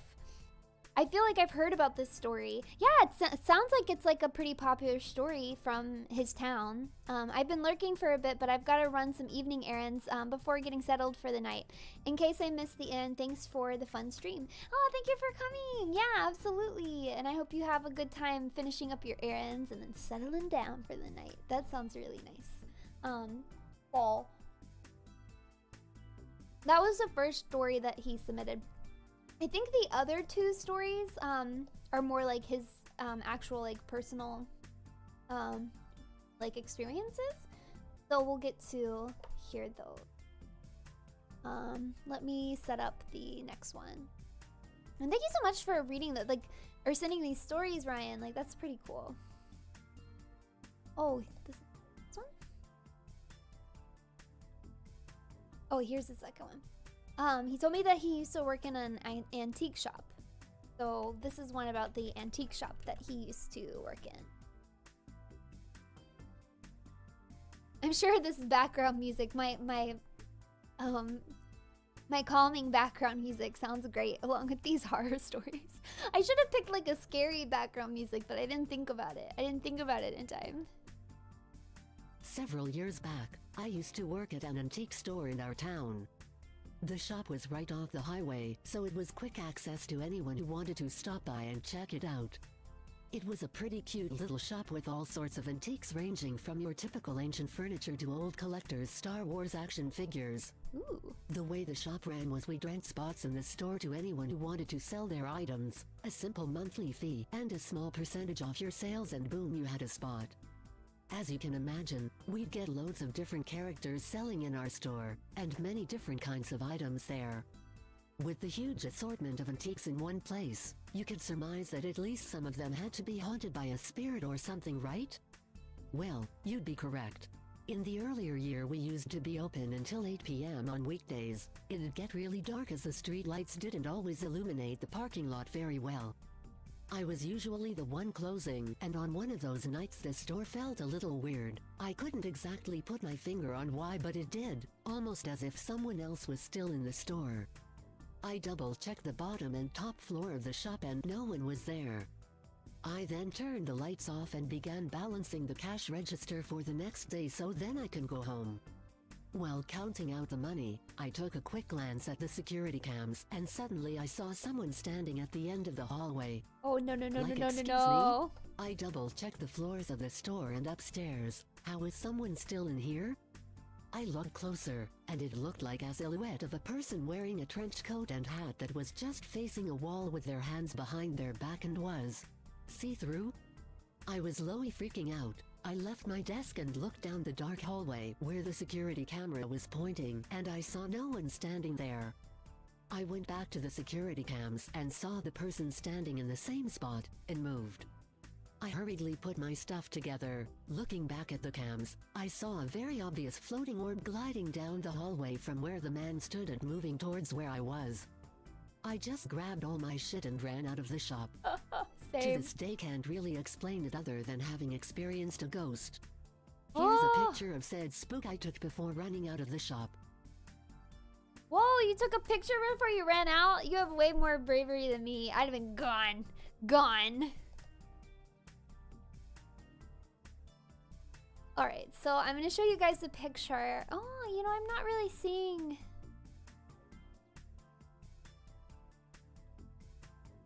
Okay, I'll show it to you guys. I don't really see it. Maybe you guys can point it out to me.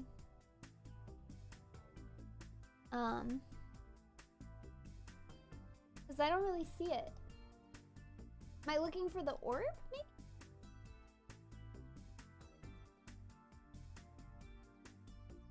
Alright, so this is the security cam footage. Sorry, I lost my comments. Let me pull it up. I kept thinking you were talking about me with that name. No, Ryan. So brave, right? Oh, I would have ran out. Do you guys see it? I don't see anything. Am I blind? That would be my luck. Like, an apparition would show itself to me and I just wouldn't even notice it. I would just be like, everything's normal. Nothing's wrong.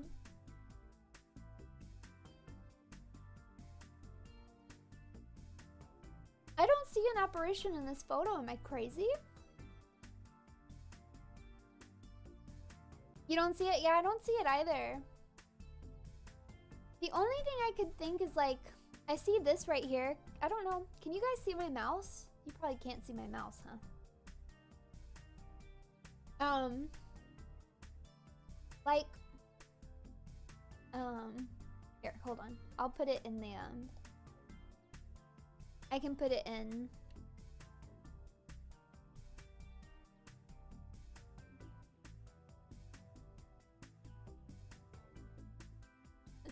Oh man, I'm like slowly bringing it over. Okay. I think he might have been talking about this, maybe?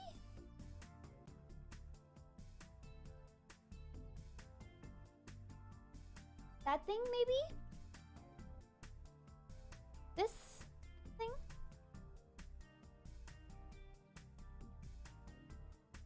But I don't know. Oh, I see it now. Okay, I get that. Yeah, that. But you know what that looks like to me? It looks like, I mean, I don't know what the layout of the store is, but like, it looks to me like there's a light source coming from this way. And it's creating like a little block of light. Because you can even see how it kind of goes like this. So like, this is where the light is hitting the ground. And then it kind of comes up at an angle here. And then it's hitting the wall. That's what that looks like to me. And then there's probably something over here that kind of creates a shadow. But I can definitely see how this looks like. So this is the head, and then this is the body, and then that looks like the little feet. They're his hands. And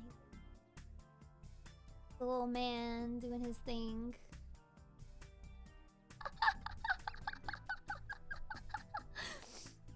It shouldn't be colored like that.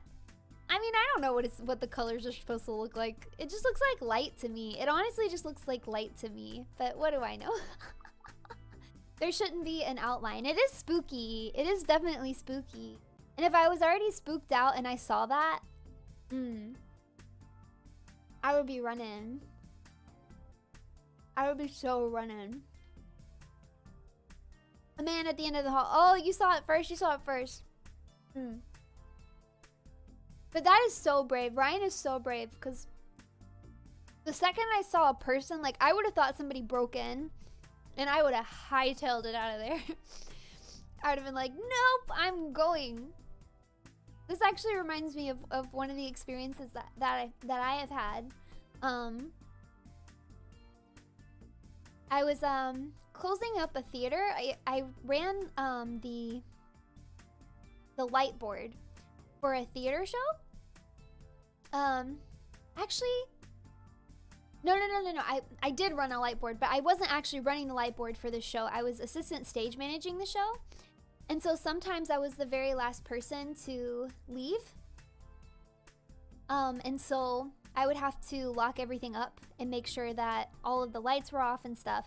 And a lot of the lights were controlled by the light board, which was in this like little tiny, so like you have the stage and then you have this little room behind the audience where you controlled the lights because you could see the stage from there, but it was like this little tiny dark room because obviously you didn't want the audience to like see you. So it's just like this little light and sound box where the sound engineer and light engineer would work. And before I could leave and lock up the theater, I would have to go in and close and make sure all the lights were off in that room. And so first I would go backstage and I would turn off all the backstage lights, and then I would turn off all the lights like that the light board didn't control. And then I would go into the little room and I would turn off like all the stage lights. And that little room had this really big, like, the thing about the door is that it was heavy. It was like a heavy door.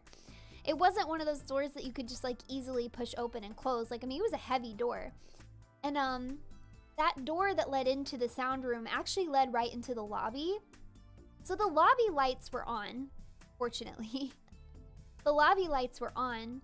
And so I went into the sound room and I kept that door open, which is what I usually did. I would leave that door open. I would just go in, turn off all the lights. I would leave. I would close the door. Then I would turn off the lobby lights, and then I would leave and lock the front door. And so I'm in there turning off all of the stage lights, and I turn off all of the stage lights. And what I forgot to mention is that this room is actually painted black on the inside because it's supposed to be dark. So like, cause there's like a window where you can see the stage, but obviously like they don't want it distracting from people in the audience. So the whole room is painted black, and you keep the lights off in that room. And you have like little lights above the light board and little lights above the soundboard so you can see what you're doing. But the room is meant to stay really dark, and the walls and everything are painted black. So it's really dark in there, so it doesn't distract from the audience. And so all the lights in there were already off anyways. And then I turned all the stage lights off, and there's usually still light in there because I have the door open to the lobby. But while I was in there, like literally right after I turned off all of the lights, the door to the lobby literally like slammed closed. Like it slammed closed, like big loud bang, slammed closed, and scared the absolute bejeebers out of me. I went running out. I was so freaking scared. I swung that door open. I ran out of there. I locked it. Like my heart was beating like a million times a second. Yeah, a million times a second. I was trying to make sure that made sense. It was very, very, very, very scary. And when I asked other people about it, like people had said that nobody had had that same experience that I did, but other people were like, oh yeah, the theater's haunted. It's definitely haunted. Like, and they had had different experiences, mostly backstage that people had had. But, that was really scary. And I mean, maybe it could have been a draft or just something weird. I don't know. I don't know exactly how drafts work. I don't know the science of drafts. So maybe it was just a draft, but it was a heavy door. Oh my gosh, it was so scary. Because of course when the door shut, it went pitch black. And like, I'm not like super scaredy cat, but I don't particularly like being in the pitch black. I do find the pitch black to be pretty scary. So, and it was just like this loud noise, door slams, pitch black. And I was like, nope, I'm out of here. Goodbye. Not dealing with this.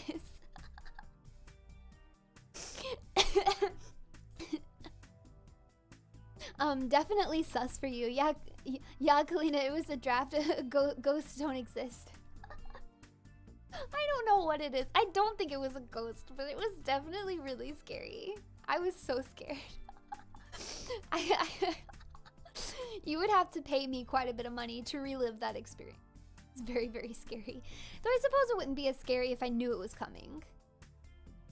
If I knew it was gonna happen, then it wouldn't be quite as scary as like when, and that's the other thing is it's like I wasn't, because sometimes like people will be like, oh, I was watching scary movies and then this happened, or like, oh, we were doing a seance and then this scary thing happened.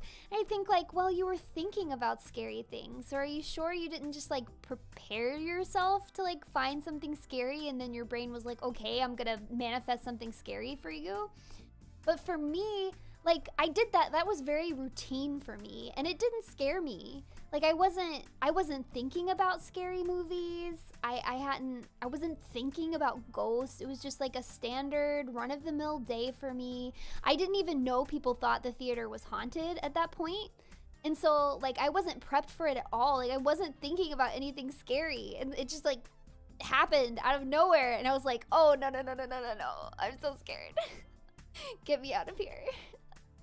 And of course it was nighttime too, so then I like walk out into the dark, and I was in college, so I had walked to and from the theater at the time to my apartment, and it was really scary.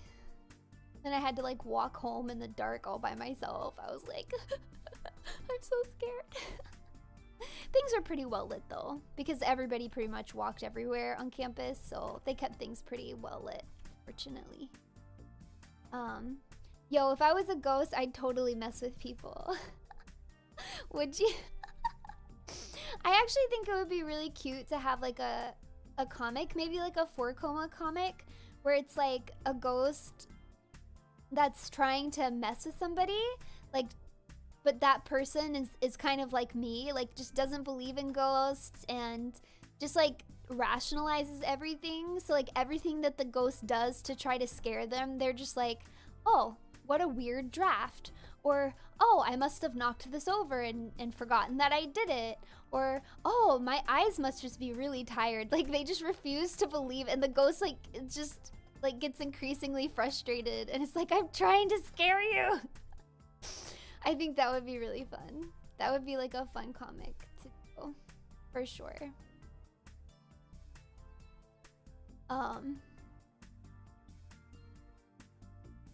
For sure. I also thought about, oh my goodness, this is kind of more, it's kind of like sad. It's kind of sad. But I also thought about, like, I have like a lot of ideas for like novels and like stories, but I'm not a writer, so I will never write them. It's not gonna happen. I'm not a writer. I have no experience writing things, so it's never gonna happen. But I had this idea for a story of like a girl who gets murdered. So she gets murdered, but she was like a super like anti-death penalty activist. And so she becomes a ghost, and her family, kind of against her wishes, like what they know she would have wanted, is seeking the death penalty in her murderer's case.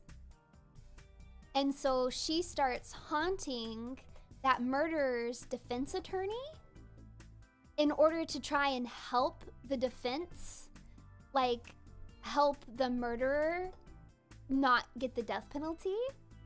But then like in the process of that, the defense attorney like ends up becoming really good friends with the ghost. And then she herself becomes really conflicted, because now like she feels like so sad that her friend is a ghost, and then she herself like gets too involved in the victim in the case, that she feels like she actually does want her client to get the death penalty and is feeling really conflicted. And I don't actually have a resolution in mind for this. I just think that plot would be really interesting. Yeah.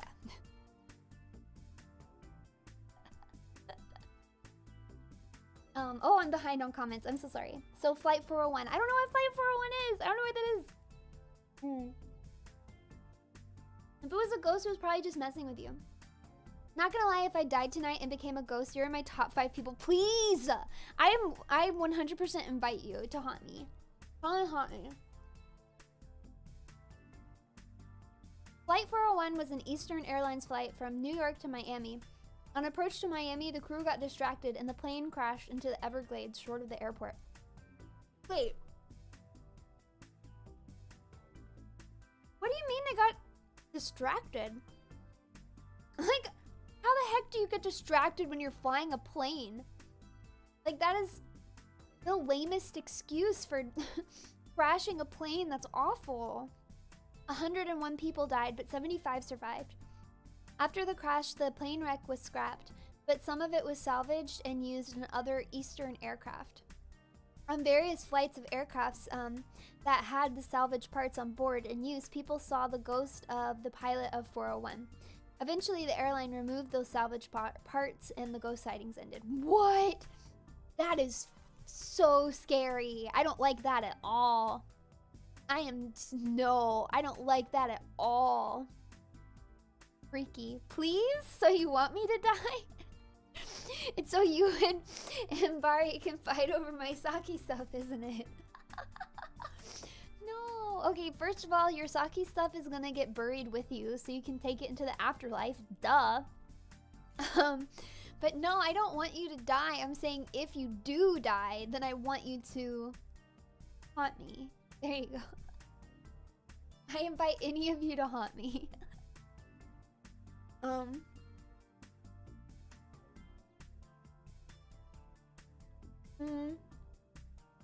It does seem coincidental, but you never know if you're getting the full story, though.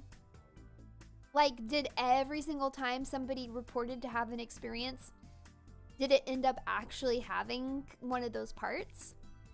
Because here's the thing, if out of 50 reports of people seeing a ghost, 3 of them had parts from the old plane, like, that's actually not very convincing. But if consistently every time somebody saw a ghost like that, it really did have parts from that plane, then yeah, that would be something. That would definitely be something. Stop inviting people. That's freaking me out. Okay, I won't. Never mind. You guys, I take it back. You can't haunt me. Well, here, no, this is what I'll say. You can haunt me for one day. Everybody who dies that has permission to haunt me for 1 day, and then you have to leave me alone. You get 1 day. You get 24 hours to convince me that you're a ghost and ghosts are real. That's it. You get 24 hours. And if you can't do it in 24 hours, then it's too bad. Then you have to leave me alone. Too late. I'm gonna haunt you. Oh, it's too late. It's too late. They had an issue with the landing gear. It was night. The pilots thought the light bulb burnt out and were messing with it. 2 others went to an equipment bay and looked through a peephole to see that the gear was down. In the midst of that, someone turned off the autopilot and the plane descended without anyone noticing. What? Oh my gosh, that is so scary. That is so scary. That makes me not want to be on a plane, honestly. Wow. Wait, so how many freaking pilots did this plane have? I thought there was only 2 pilots. Sounds like they had 4 pilots. Wow. That is so sad. It's crazy that people survived, though. I kind of thought, if you're in a plane crash, you're gone. You're done for. I mean, what do? You're in a plane crash. How do you... I guess, if I was in a plane and then they were like, all right, we're crashing, I would be like, okay, this is it. I'm done. Goodbye, world. I wouldn't think that there's a way to survive that. But I guess it does happen. Well, it happens in movies, but I didn't really know that it could happen in real life. But I guess if they're, doing procedures, okay, we realize that we're crashing, we're gonna do everything we can to make this landing, as least devastating as possible, then maybe they're able to slow down enough that not all of the plane it's at a really bad angle, and not all of the plane's gonna catch on fire and explode and stuff like that, or break apart. I don't know. I guess they know what they're doing.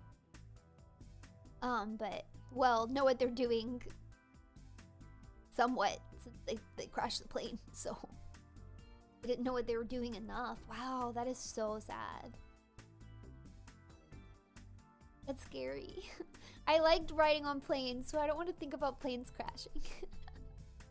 Because I like being on planes, and that makes me sad. I don't want planes to crash. I want planes to always make it safely, because I like to be on them. Yes, parts were confirmed on the airplane. No, that's not what I meant, though.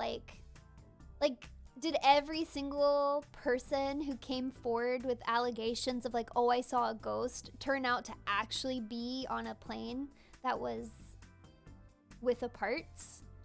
You know what I mean? Because it's definitely one of those things, as soon as one person posts it and is oh my gosh, I saw a ghost on the plane and then it had parts from the other plane and I think it was the pilot, then people are gonna start seeing the pilot. You know what I mean? People are gonna start reporting it themselves. And did every single person who claimed to have seen it, were they actually in a plane that had parts from the old plane? You know what I mean? The plane was a Lockheed TriStar. It had a captain, co-pilot, flight engineer, and an off-duty officer who was flying home. Wow, that's a lot of crew. Oh, the early 70s. Oh. You'll know it's my spirit because I'll start blasting 22/7 and Heart Crash from a speaker of yours. I would actually really enjoy that. Please do that, please. I love the idea of that. That would be the best ghost haunting ever. best ghost haunting ever. Lady Be Good. I do want to hear the Lady Be Good story, but actually let's hear Ryan sent me a third story. This is the last story that he sent me. And it also has a picture. So I think this is another personal account that Ryan had. So we're gonna listen to this one. That other one was pretty spooky, so I'm pretty excited. All right. During the days I was working at the antique store, there was one guy who stopped by to look around. He appeared to be just your everyday customer, until he went into our lower ground floor and immediately ran back to my front desk.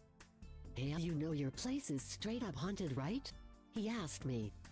I was surprised because no one else really knew of our ghost story, so the fact he could just tell right away only bolstered the idea of the spooks that happened here. I told him about the previous story I sent you about the ghost down the hall. He straight up told me that was a ghost and proceeded to tell me about his experiences at his workplace, the Ace Hotel. I guess his location is pretty haunted as the stories he told me were spooky AF fame. One in particular really stuck with me, and I even have a photo I got from him. During the end of his night shift, he was closing up whatever he was doing and making his rounds on his location. I guess there were specific spots at his hotel that were more haunted than others. I don't exactly remember, but he felt someone that was looking at him from down a corridor of one of the buildings. He took a quick snapshot of it with his phone, and if you zoom in on it you can easily see some kind of figure standing at the end. Now, I only brightened the photo up so you can see it in much better detail, and you're getting a zoomed-in photo of it. You can see the figure isn't standing on the ground and doesn't even have feet from what it looks like.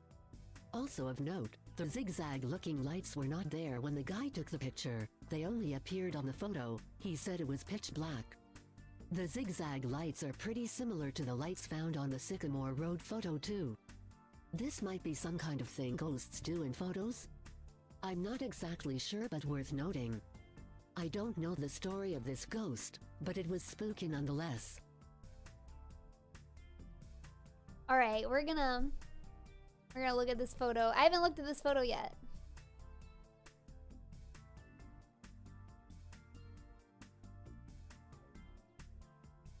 Oh, whoa. Whoa.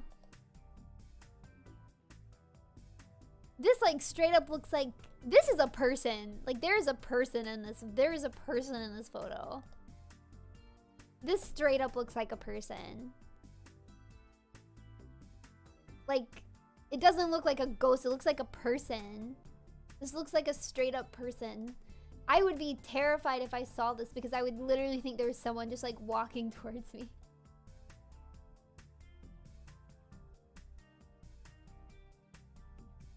So this is the non-zoomed in photo that he sent.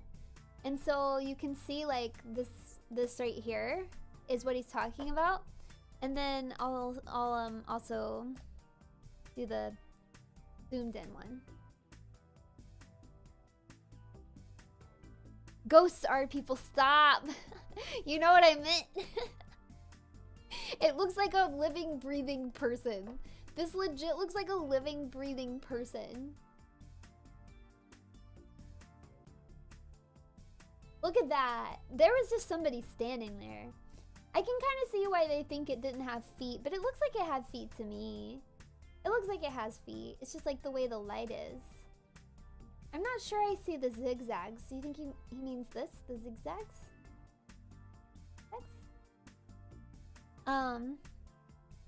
This was before the internet. A flight attendant saw a captain sitting in a seat and he seemed to be ignoring her, so she called over the flight's captain, who came back and realized it was the dead captain, and then the ghost disappeared.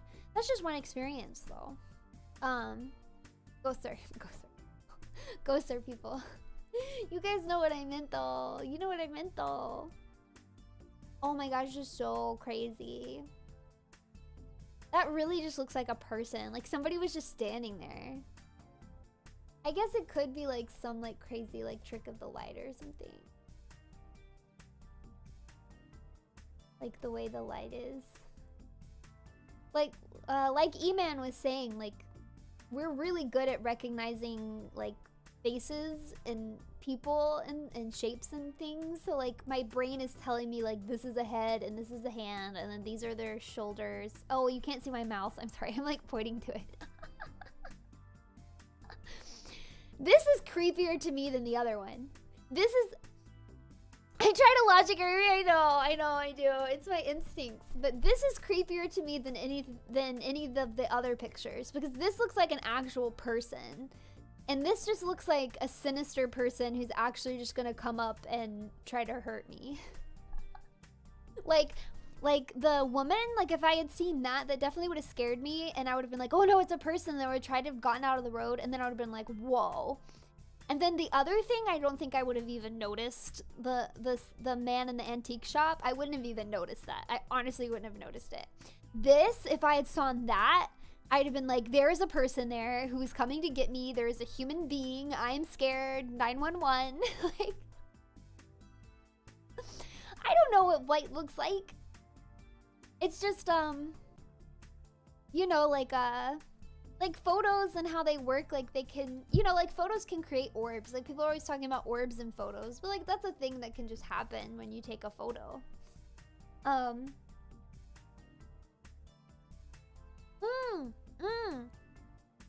see what you're saying. What light thing looks like that? Yeah, the light is weird, but it kind of looks like string lights to me. I kind of thought it was a string light.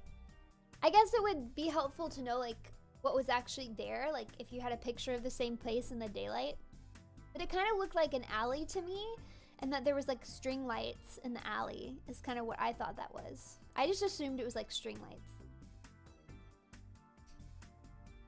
It looks like it's curved towards the photo taker, which is not normal. I don't know, I just thought it was string lights. But it would be, yeah, yeah, I wish I had a picture of the same place in the daylight. Because, like, if that light wasn't there, that would be really scary. Wait, he didn't say that in the thing, did he? The zigzag-looking lights were... Oh, no, he did say that. Were not there when the guy took the picture. They only appeared in the photo. He said it was pitch black. Oh. What the heck are those? Yeah, what the heck? It does look like a zigzag. That is bizarre. What is that?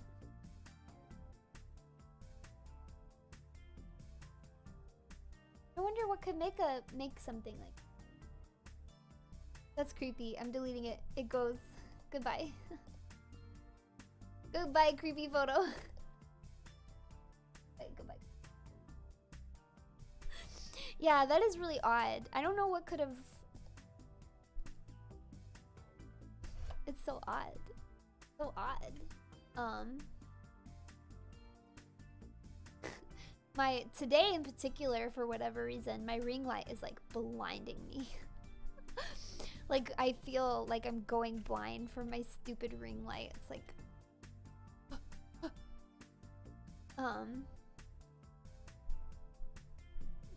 That's scary. Thank you for the stories, Ryan. I really enjoyed those. Those are so creepy. So creepy. So creepy.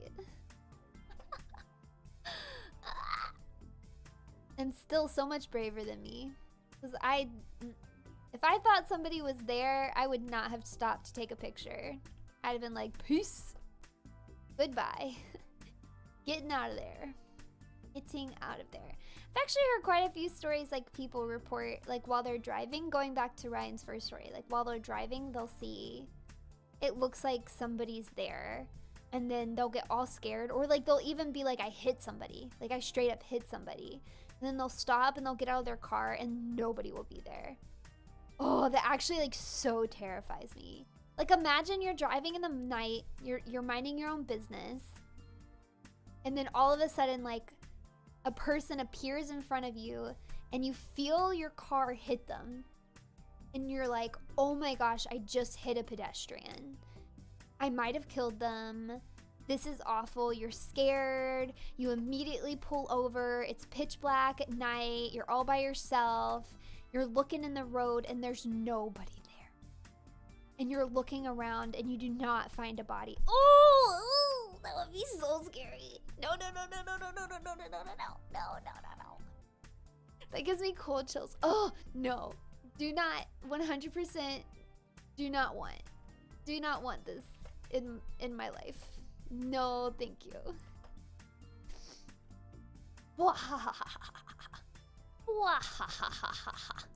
How scary is that? That is so scary.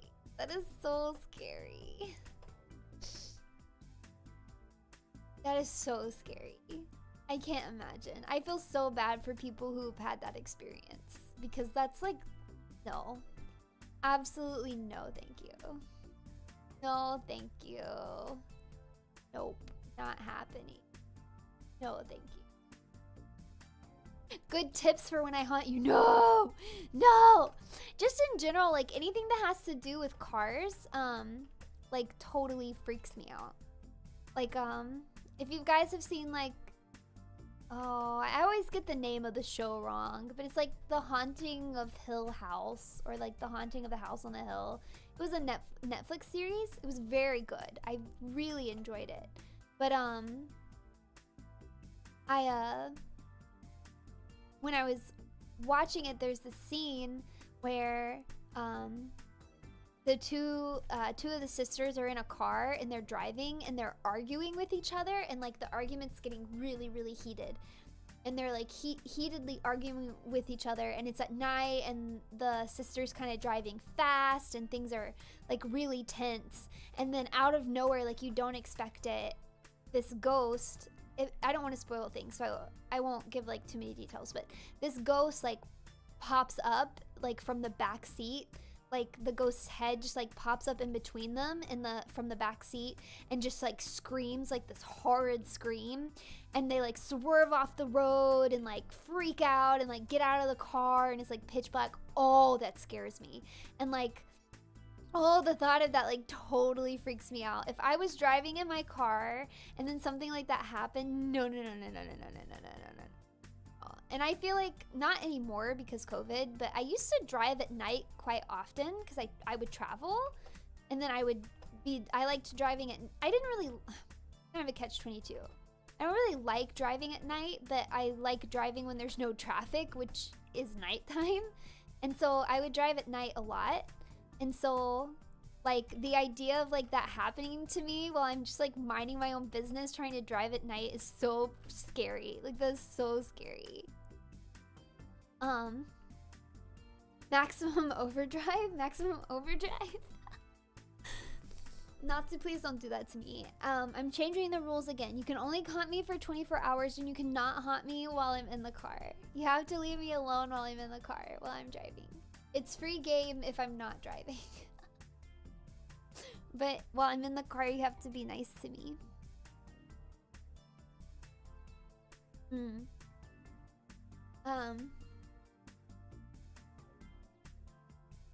Oh, that's so scary. And I wanted to bring something up earlier. Going back to the first story that we heard from Coda. Well, Coda's second story. So he was talking about how the demon had said like, no God, like there's no God, or like God can't find you here. I remember I grew up going to church because my family was religious, and so I remember being in like when I was in middle school aged, I was in Bible school, and like there was some TV show. I don't remember what the TV show was, but I had seen the advertisement for the TV show, and the person who was leading the church, the youth church thing, the Wednesday night youth group church thing, he was talking about this video this TV show advertisement, because like the advertisement showed like some sort of bad guy, and I think there was like a girl, and she was like on the ground and like scared, and like the monster comes up to her, and she like whispers like, "Oh God," and the monster just like grabs her and is like, "There is no God." And the youth pastor like did like a, actually I don't think he was our youth pastor at the time, I think he was just like guest teaching. Anyways, he did like a whole sermon like on that commercial because it scared him so bad, because it was a scary commercial, and I guess like I had seen it, but I didn't really like think about it that way. I just didn't take it that seriously. I was like, oh yeah, it's like a show. But at the time, I really like genuinely did believe in God and stuff like that. And so then when he brought it up, like it did not scare me before, but then when he brought it up and like the thought of like living in a world with no God, and like the thought of like legitimately being at the mercy of like evil spirits completely by yourself, with like nobody who can save you or redeem you, it was like, and like he was like talking about like you never want to go to a place where like God can't reach you and things like that. And then I ended up being very scared of the commercial, and like every time the commercial would come on, I was like, so scary, so scary. And I would think about it when I was trying to fall asleep at night. Like that youth pastor like made me afraid of that commercial. I was not previously afraid of it, but then I became afraid of it. I wish I could remember what the show was. I'm a haunt you, not kill you. Thank you. That is all I ask. In 1943, a B-24 bomber named Lady Be Good vanished while returning to Libya from a mission to bomb Italy. Like, completely vanished. They never found it. Like Amelia Earhart style. Did they find Amelia Earhart? I said that, and then all of a sudden I'm thinking, like, did I see an article in like the past few years that found Amelia Earhart, or at least thought like maybe they had found Amelia Earhart, or am I making that up? Am I completely making that up? Why can't I draw this freaking eyeball? I've been trying so hard to draw this stupid eyeball. In 1958, a British oil exploration team spotted an aircraft wrecked in the desert. In 1959, a group went out to the crash site and found the wreckage of Lady Be Good. They did find her, so I wasn't making that up. Whoa, wow. That's like a, wow, that's an old mystery put to rest, huh? I'm gonna have to look into that. I bet someone's written a book about it. I have to read a book about that. I'm very interested. I need the details on how she was found. In 1959, so the group goes out there, they find it. They're like, oh, here's this plane that disappeared. It must have wrecked here. That's very sad. Now we have the wreckage. Yes, yes, yes. All right, I'm following this story so far. My interest is peaked. It's gonna get creepy from here on. I can tell. Get creepy. I can DM you the article. Yeah, DM me the article. I will definitely read it. Thank you. I'll definitely read it. Although broken into pieces, the plane was in good shape. The guns still worked and the radio still held power, and there was food and water found on board. Huh. Including a thermos of tea that was still drinkable. Whoa. Whoa, that's like way later though. That's way, way later. That's weird. They did not find any human remains. What? What? Okay, it's getting creepy. I knew it was gonna get creepy. That's creepy. What the heck? What do you mean they didn't find remains? What do you mean they didn't find remains? No! I don't approve of this. I don't approve of this. I just heard a crash from downstairs and now I'm scared. It's probably just my cats though. I know I'm not making up the sound though because my other cat is in the room with me and he sat up at the same time I heard the crash. So he also heard the crash. Like I said, it is most likely my cat's destroying things like always. I did hear a crash from downstairs.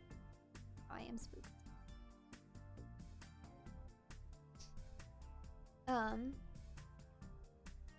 It was only proven like relatively recently though that a body that was found was in fact hers. Okay, but like the human could have run off to get help and gotten attacked and eaten. That's true, but then it seems like humans would have been there recently if like the tea and stuff was good, was like, you know what I mean? Like it sounds like, it is a mystery. A mystery. There might be more to the story though.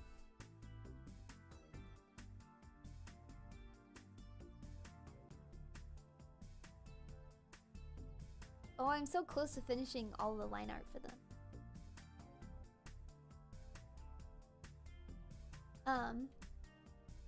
In 1960, the US Army searched the desert and found 5 of the crew.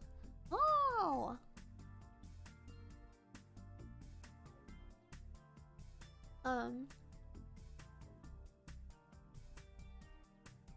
From a dairy lift, the crew got lost returning as they were flying at night. Oh, and jumped from the plane via parachute as it was running out of fuel. Oh, wow.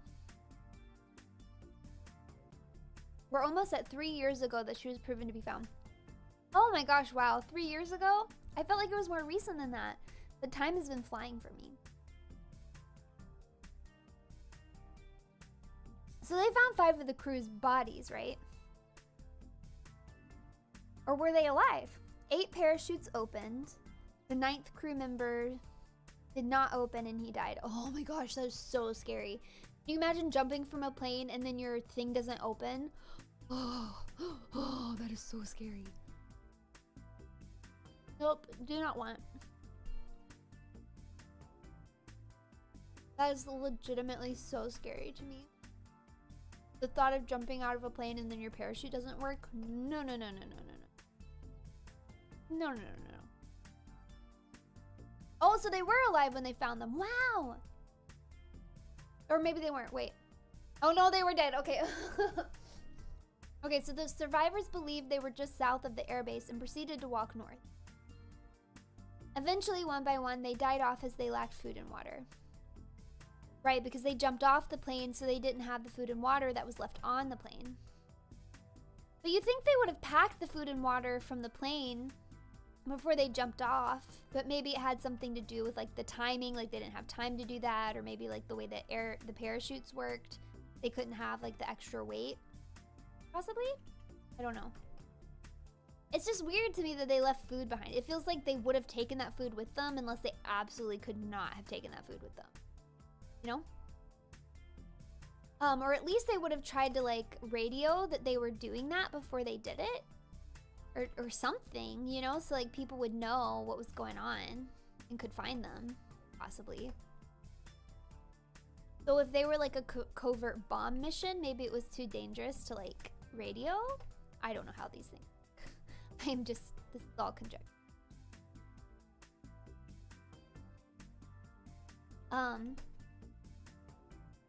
Sadly, had they walked the same distance south, they would have found an oasis with water. Oh, I hate stories like that. That literally hurts my soul. I hate stories like that. Where like people are so close to like making it. Like I hate those stories where it's like, you know, like 2 people were on a raft and they were waiting to be rescued, and then one person dies, and like the very next day the second person was saved, and if that one person could have just survived one more day, then they would have been saved too. I hate stories like that. It just like, oh, it just burns into my soul. I cannot stand it. It makes me so freaking sad. That's so freaking sad. Not a fan. I want everybody to survive. I don't want anybody to die. No, no, no, no, no. Like how Anne Frank died like a week after her camp was liberated. I don't want to talk about it. I hate it. I hate it. As for the Lady Be Good, the parts were recovered and evaluated in the US. as well as other US military aircraft. However, each airplane that had parts developed issues, including one that crashed into the Mediterranean. Oh, uh-oh. Uh-oh. So the moral of these stories is, like, do not recycle aircraft material. That has if the aircraft crashed, just let it go. Do not use that material. Just let it go. Let it go. Cut your losses. Do not use the material. That is the moral of these stories.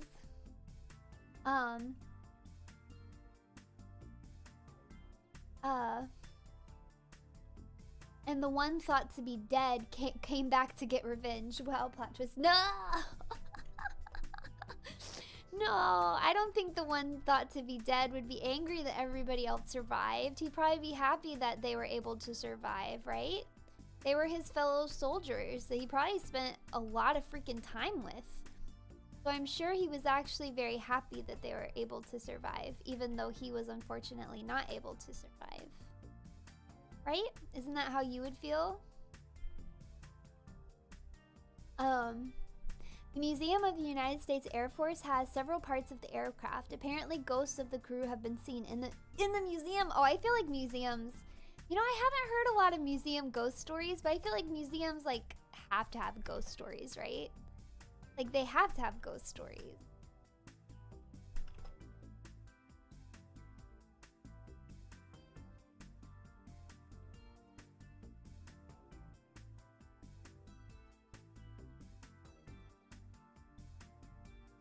Oh man, I just ruined this line, didn't I? Don't want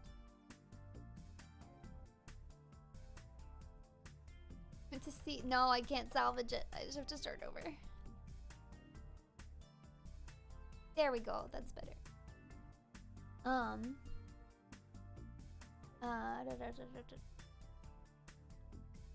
The story of the Lady Be Good has been used in TVs and movies. An episode of The Twilight Zone called King 9 Will Not Return is based on the story. Oh, cool. The Lady Be Good wreck was eventually removed from the desert and is now stored at a Libyan airbase. That's a really cool story. I can't believe I'd never heard that. Basement is always the freakiest for me, because that's where my most intimate interaction with a ghost was. Oh, is that in your I know you linked me to some stories, and I know I had read them at one point in time, but I can't quite remember them. It's time to, or is that a different story that you sent me? We're gonna find out. I'm gonna play your story now. I also got a story from my friend Cade that I will play too. Let's go. We're gonna play Natsu. I gotta pull it up on the Discord.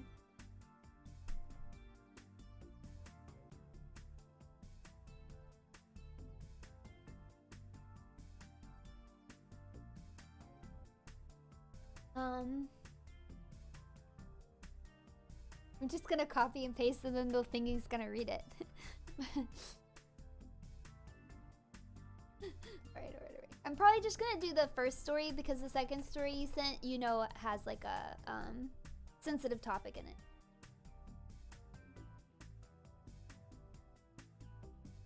Oh, here we go. Are you ready? Are you ready?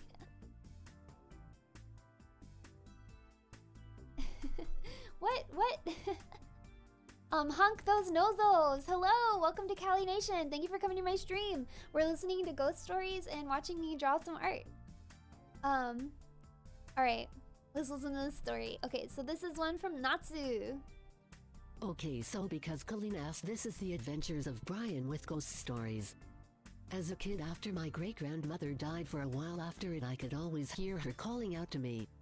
My mom has also seen my great-grandmother in our houses from time to time, usually going towards my room or just watching over me, etc. There's also my Earl friend group's HQ as well. So just for some background info, my friend group is Rogue and Gray, who are brothers and live together. We've always had a sense of unease late at night in their basement, which we call HQ. One day we decided to try an Eve, and we all wrote down what we heard. We all got the same answers, which was a name and cause of death. Her name was Elizabeth, and she died by some sort of saw noise. We decided to try to help Elizabeth move on by lighting a candle by the exit, which is said to help guide her to the afterlife. Rogue said he saw 2 shadows leave. Cool, yeah? Lol. Now about a week after Gray one day came back upstairs to Rift and running, he told Rogue that he saw an older man downstairs. Rogue went down to investigate and apparently found nothing. They did the same thing for the old dude that they did for Elizabeth, and apparently they also saw the shadow leave. That's it for at least the HQ ghosts. Oh wow, I did not remember that at all. I know I read it. I mean, I do remember it, but like I couldn't have recalled it from memory. I remember it now that I hear it. Oh, that's a super crazy experience. You guys are still braver, because like if I thought a ghost was there, like my instincts aren't like, let's help this ghost like move on from the past life. Like my instincts are like, let's never go back into this room ever again. And avoid any and all interactions with said ghost.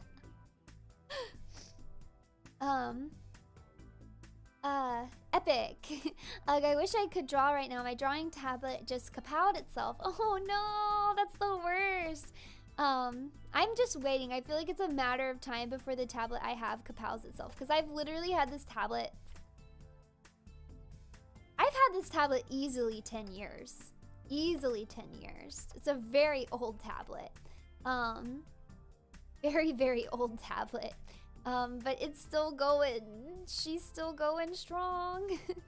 But yeah, I'm just like waiting for the day that she dies out on me. And then maybe I'll get like a grown-up tablet. Maybe I'll get like a fancy tablet. Maybe I'll get like a Cintiq or something. Because I've been drawing a lot more lately. For a long time, I never felt like replacing my tablet because I didn't draw very much anyways. But I've definitely been drawing more and more lately, and I realize like every time I get down and like sit down and like draw a picture, I realize like how much I miss drawing. And how much like I genuinely liked drawing. And I want to draw more.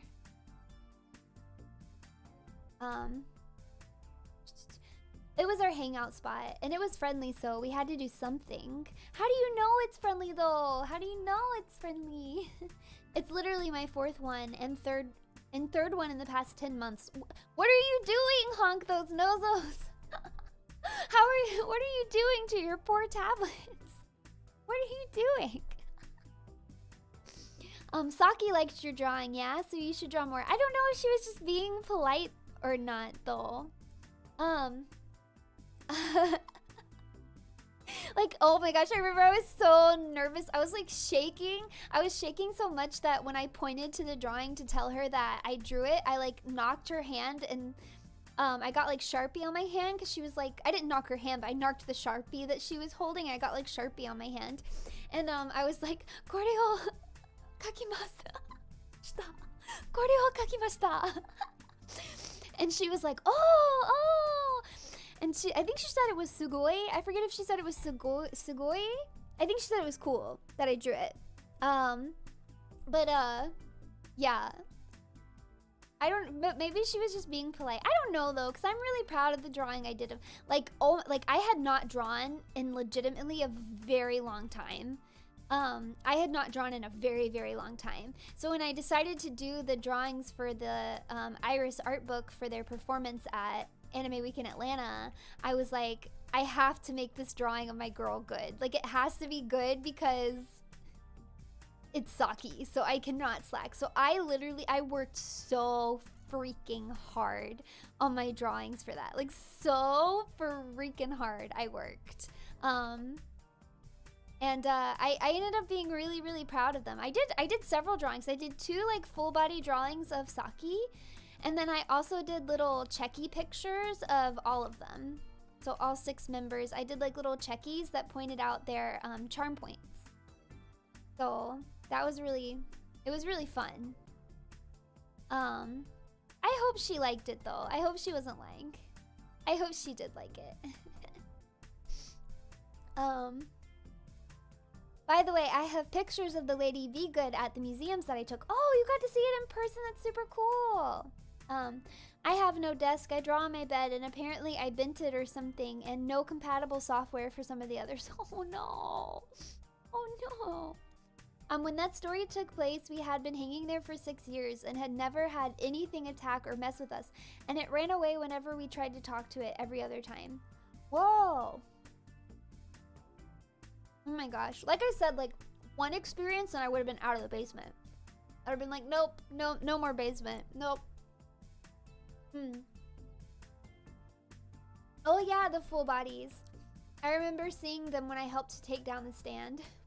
Oh yeah, because I did a full body that went in the booklet. And then I did a full body that was printed and stuck into her bouquet on the flower stand. Yep. Hello, Sea Lion. Thank you for coming. We've been talking about ghosts. I've been sharing user-submitted ghost stories. I think I have one more user-submitted ghost story. I don't think I'm forgetting any. I think I just have one more that I'm gonna tell. Or, well, that I'm gonna let a computer voice read. And then we can discuss it. Yes, but we've been talking about ghosts. I am a skeptic. I feel like I don't like the word skeptic though.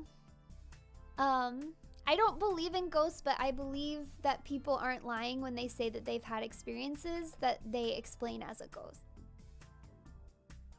That makes sense. Yes. So we just heard Natsu's story about the haunted headquarters. The haunted headquarters. That sounds like it could be like a Goosebumps book, doesn't it? The haunted headquarters.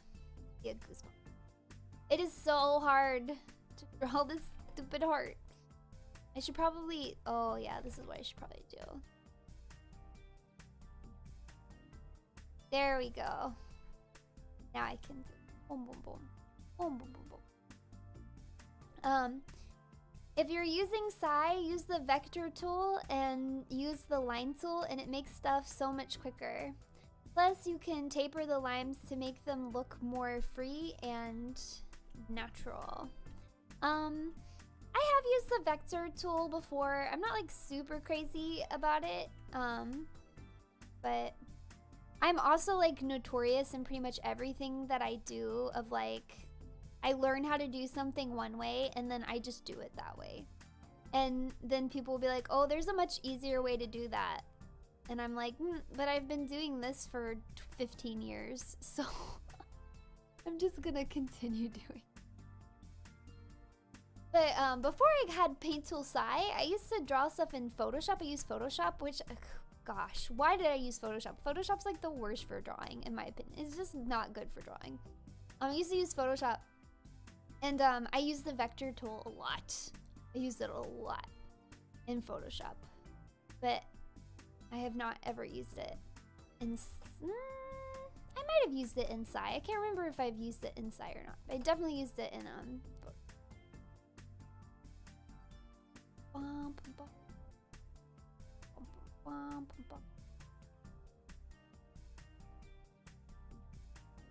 Besides, is it really digital line art if you don't just draw the same line over and over and over again? Can you say that it's actually digital line art if you don't draw the same line over and over again? Don't listen to me. Don't be like me. Better than me. Make life easy on yourself. Take other people's advice. Don't be like me.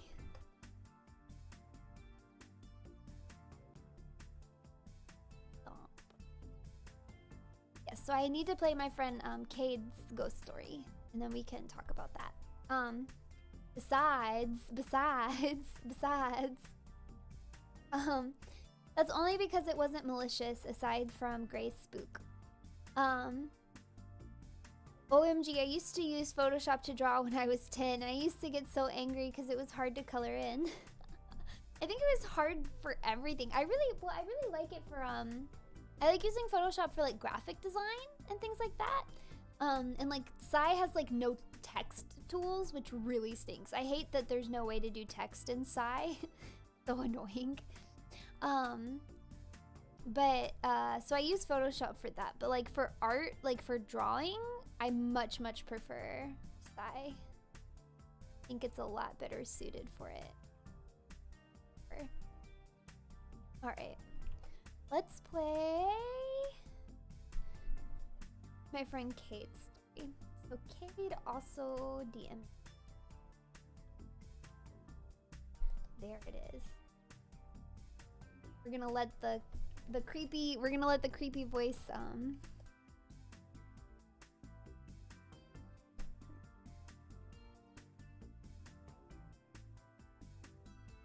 I really should have gotten some creepy background music, but I did not. In 2007 or 8, my grandmother was sitting alone in her house and it was around midnight. She was downstairs and she heard footsteps coming down the stairs. There is a long hallway separating the den where she was from the foyer where the stairs are. She stares down the hallway as the footsteps get closer and finally something turns a corner in the darkness. She can't make out any features other than it is very thin and very tall and gliding while still making footstep noises. Whoa. Its head brushed the ceiling. Anyway, as it got closer, the light of the TV finally revealed that it was a tall, thin, gray woman. She looked peaceful, according to my grandmother, but then she pointed up in the direction of the bedroom upstairs and then burst into flames and disappeared. What? She told me this all the day after it happened. Then, 2 weeks later, a fire started in that bedroom and would have burned down the whole house, but it didn't make it past the long hallway. There was a lot more spooky things that happened that night, but her story was all I could think about. Since then she has only seen that lady once more. In the newly constructed bedroom a couple years ago, my grandmother woke in the middle of the night to the bathroom door cracking open. She looked and she saw the lady in the door frame. The gray lady puts her hand to her lips and shushes her. Grandma said she just went back to sleep. What? No. How do people just go back to sleep after something like that? No. I just went back to sleep. No, that is terrifying. That is really scary. I am 100% not a fan of that. Bursts into flames, I would have been out of that house. That house wouldn't have caught on fire because I would have, like, nobody would have been there. I would have moved out. I literally would have moved out. I would have been gone. Absolutely not. No. Okay, that is so scary. What? That is so scary. I am so not a fan of that. Wait, I'm not looking at the comments. I'm sorry. Let me pull them up. Burst into flames is, yeah, that's so freaky. I would have asked if she needed some water. Oh my gosh. No, you wouldn't have. You would have been scared. You would have been scared. No, you wouldn't have. I refuse to believe.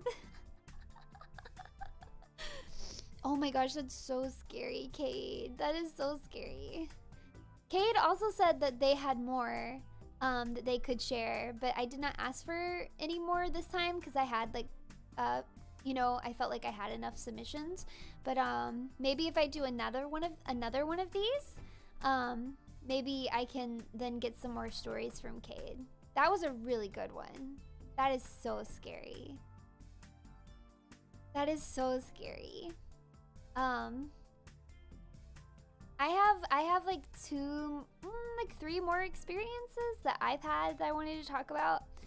One of them is like really weird. And it might have been, okay, so I had a hairdryer. I had this hairdryer and I'll never forget it. I remember exactly what it looked like. It was white and it had purple buttons on it. And I always like, I don't know, like in general, I don't really like when something's like loud to the point where I wouldn't be able to hear other things around me. So like blow drying my hair always like somewhat freaked me out because it's just so loud that you can't hear anything else. And so like just my experience with blow drying my hair, even to this day, like it always kind of creeps me out a little bit. It's the same thing. Like I tend to wear like I tend to listen to my music like very low. Like I think I have my volume right now set at like 3. So I'll listen to it very, very low, or I'll only have one headphone in. Like if I'm listening to music loud, I'll only have one headphone in because I don't like to have headphones in and then I can't hear anything. What am I trying to say? So anyways, like blow drying my hair did always like kind of scare me. But this is kind of unrelated because I want to put that out there because maybe the fact that I was a little bit afraid, like I felt fear while I was using the hairdryer sometimes. Maybe that has to do with like the way I interpreted this event that I'm going to tell you about. What is a hairdryer? This is a joke. I know what that is. I would hope you at least know. I'll give you eyelash curler. I'll give you that maybe you don't know what an eyelash curler is. But I know you know what a freaking hairdryer is. That would be ridiculous if you didn't know what a hairdryer was. When hairdryers attack. No, it really is a story like that. You guys are gonna... Okay. So I was asleep in my room. And, I woke, so the hairdryer, I had it plugged in beside my bed. Oh, this fruit fly is trying to get my wine. No. I had it plugged in beside my bed and it was just like laying on my carpet, like on the floor of my carpet. And I had gone to sleep and I kind of regularly kept it plugged in there. I was really bad when I was like a teenager. I think I was a preteen at this time, but like I was young. I was really bad at that age of like unplugging things. I'm pretty good about it now actually, but I used to just keep everything plugged in. Like I kept my straightener plugged in all the time and I kept my hairdryer plugged in all the time. So it was like on my carpet, just like laying on my floor, plugged into the wall. And I wake up in the middle of the night to my hairdryer going off. Which obviously like completely scared the bejeebers out of me because like I'm asleep, minding my own business, and then all of a sudden this really loud noise goes off. I'm like super scared. It like jolts me out of bed. I realize it's the hairdryer. I'm like, why the heck is my hairdryer going off? So I jump out of bed and I grab the hairdryer and oh wait, I forgot something significant that I wanted to tell you guys. Okay, so before this incident had happened, I went in to plug in my hairdryer one day and it legitimately shocked me. Like I had never been electrocuted before, but it like legitimately electrocuted me. And I don't know if any of you have ever been electrocuted before, but it's like a very weird, like it's just like a weird feeling. Like it was unlike anything else. I wouldn't say it was like painful. Obviously it didn't like harmfully, like I was okay. Like it was just like a little shock. But it was more than like static electricity, which up to that point was the only like kind of shock I had ever felt. So it like shocked me when I tried to plug it in. So that also might have gone into the fact that like I was a little bit afraid of my hairdryer as it is. It had shocked me. I didn't like drying my hair, that kind of thing. Anyways, so I wake up in the middle of the night. My hairdryer is going off. I totally freak out. I jump out of bed. I go over to the hairdryer and I turn it off. Except it keeps blowing. Like it keeps blowing and it sounded so freaking loud. So I was really scared. And so at this point, I just like yanked it out of the wall. Like I literally just like instead of like properly going down and like pulling it out of the wall socket, I yanked it out because I was afraid of being shocked again because it had shocked me. So I just like yanked it and it like popped out and I'm holding the hairdryer and the socket has like popped out of the outlet and this hairdryer was still blowing. It was still going off. And at that point I was like, what has possessed this hairdryer? This is absolutely terrifying. But then I don't have any way of knowing how long it took. This could have been like seconds or minutes. I don't know. I have no idea. But it did eventually turn off. So I don't know if like maybe electricity was still going to it even though it was unplugged. But in my experience with like every other hairdryer I've ever had, like once you unplug it, it stops. Like it doesn't keep going. It stops. And this one did not stop. It just like kept blowing. And I don't really think the hairdryer was evil. Like, when push comes to shove, I just think it was a weird experience that I had with a hairdryer. Maybe I was dreaming. Well, I really don't think I was dreaming. It did not feel like a dream, but who knows what was going on. But it really did scare me. In that moment, like, I was so freaking scared. I was like, this hairdryer better turn off. Like, I don't know, like, I think up until that point, like, I had never had an experience where I unplugged something and it just didn't turn off. I was like, what? Yeah, it feels very weird. Kind of an odd tingly feeling. Yeah, it was like an odd tingly feeling. That blows. Oh my gosh, get out of here. You're banned. I'm kicking you from Cali Nation. That's You're banned. You're banned. Oh my gosh, that's funny. Yeah, it blew. It blew. Yeah. Yeah, I think tingly sensation is a good way. Like, I don't remember it being painful, but it did scare me when I got electrocuted from the hairdryer. Anyways, I never used that hairdryer again. That hairdryer had to go. Which, this isn't one of the stories I wanted to tell, but it did remind me of my Furby, which I'm a little bit afraid of Furbies because I had a Furby when I was younger. And I don't think I'm making this story up. I remember this happening. I hope this isn't like an invented memory. But I remember that I had it up in my closet. I had it up in my closet, and then all of a sudden in the middle of the night, it like started going off, and it was like, feed me in the middle of the night. And I was like, nope, this thing needs to go. This Furby, I don't want nothing to do with it. This Furby has to go. But I think that was also like, I saw the movie Gremlins when I was pretty young, and it totally scared me. I was definitely too young to watch it. Like, I should not have been allowed to watch it, but I did watch it. And it totally scared me. That and The Ring. The Ring totally scared me. But I feel completely validated in my fear of the movie The Ring. Like, I watch it now and I'm like, this movie is not that scary. But it was really scary to me when I was younger because, first of all, I watched it at my biological dad's place. And he, at the time, was renting, like, this little house. And it was in the middle of, like, nowhere, South Carolina. And there was a peach field behind it, and there was a lake, like a really big lake, and then there was this old abandoned farmhouse there, and like a 2-story, like old, like barn, like a barn that you see like in the movie, and there was also an old abandoned well. There was a well, like all the scenes like from the movie The Ring were like around his house. And here's the thing is, my older brother and my older stepsister had already seen the movie, and so they kind of like knew what was going down. And so they had me, and I think it might have been like some neighborhood friends that we had, but it also might have been my cousins, and it might have been both. I forget who all was there, but there was like some other kids closer to my age there too. And they had us, like they were all old, they were older than all the other kids there. So my stepsister and my stepbrother had us watch this movie. Sorry, my brother and my stepsister had us watch this movie, The Ring, and then when it was over, one of them called the phone and did the 7 days thing, and I was not having it. I was so scared. I was like, nope, this is not cool. This is not funny. Like, I am not about to be hunted down by some creepy girl from the TV. No, thank you. Very scary. So I was very scared of The Ring for a long time. And in my defense, my stepsister was also scared too.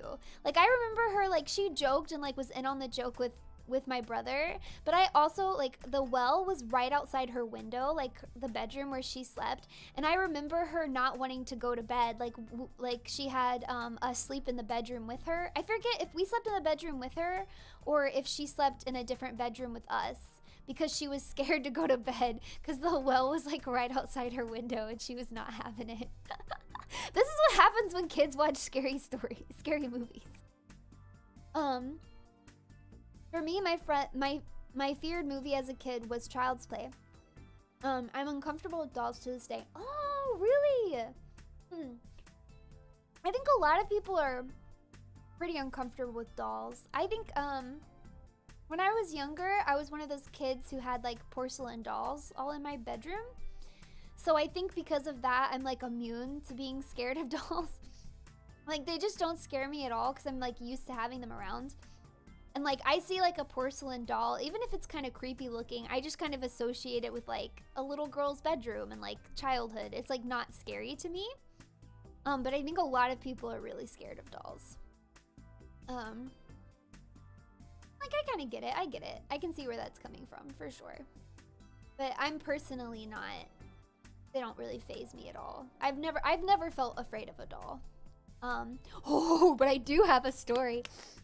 I do have a story about a doll. Okay, so let me drink some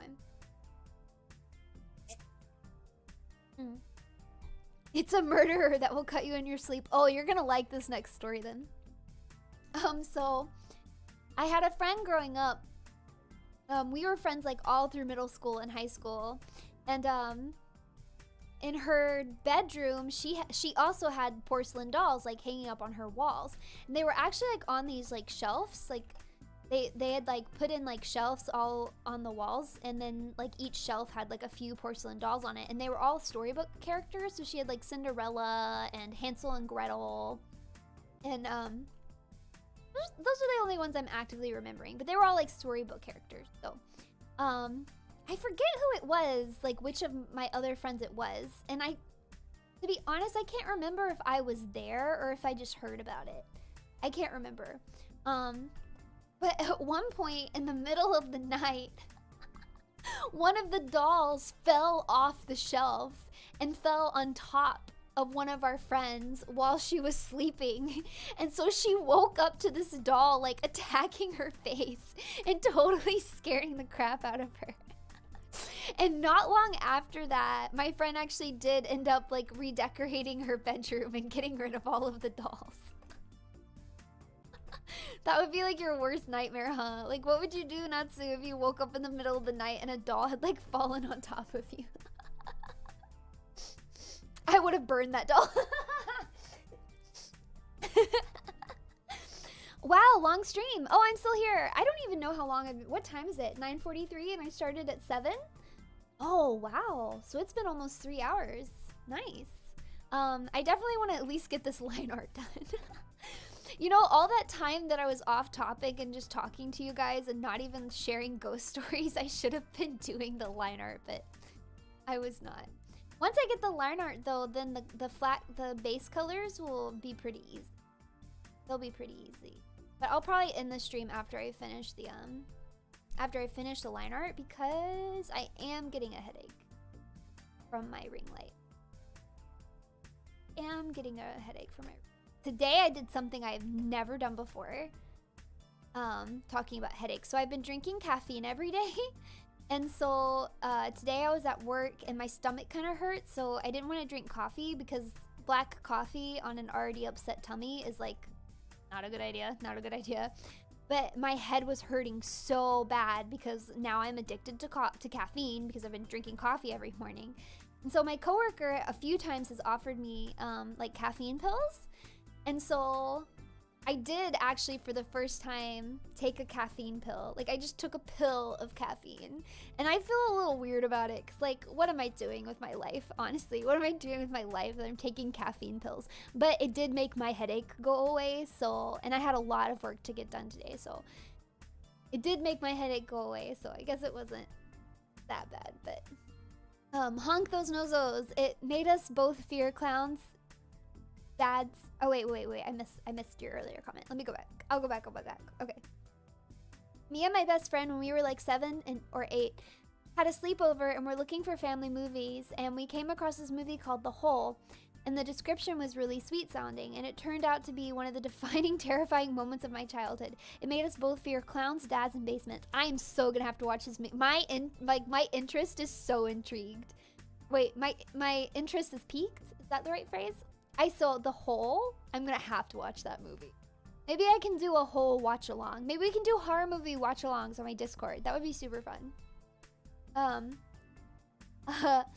A friend from work has seen the actual Annabelle doll. It's kept locked in a case with "Do not open it." Yeah, I've seen it. I've seen pictures. I've seen pictures of that. And they made a whole movie about it. They made a whole movie about that doll.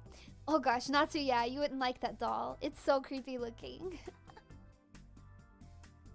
The description is this. Movie features two siblings who discover a suspicious-looking hatch in their new suburban house basement. Charged with curiosity, they decide to unlock it, only to run into their worst nightmares. Ooh, I really like the sound of that. Natsu's like, pass. Natsu's like, no, thank you. Nope, no, thank you. No, thank you. Out of this. Oh, I think I am done with the line art. So we've got San. Hitomi. It's just not showing up because I'm zoomed out. What's with Amelie's hair? Whoa, what happened to Amelie's hair? What happened here? I gotta erase that. No, I just accidentally erased like the whole freaking layer instead of just these lines. What happened? Oh my gosh. What happened? I'm so confused.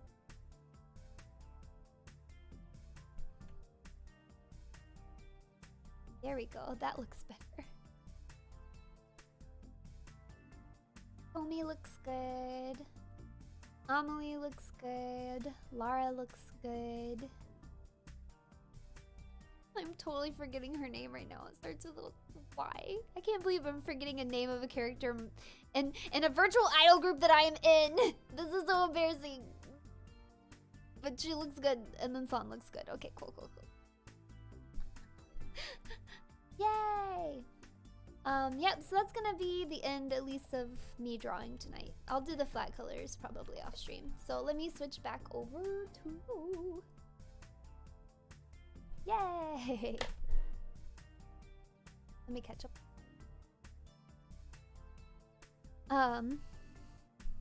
It's really scary. Ugh, like the jump scares still get me. We only got like 20 minutes into the movie. Then I rewatched it with another friend when we were 13 and it was still scary AF. Oh, that sounds so good. You are making me want to watch this movie so bad. Maybe I'll watch it tonight before I go to bed. Just imagine start from scratch.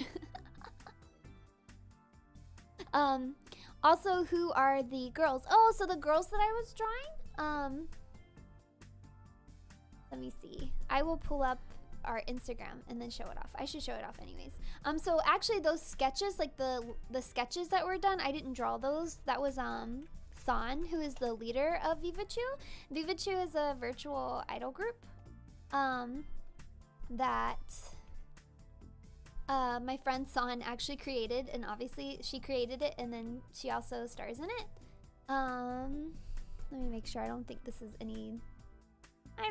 there's any bad information being shown here, so let me window capture.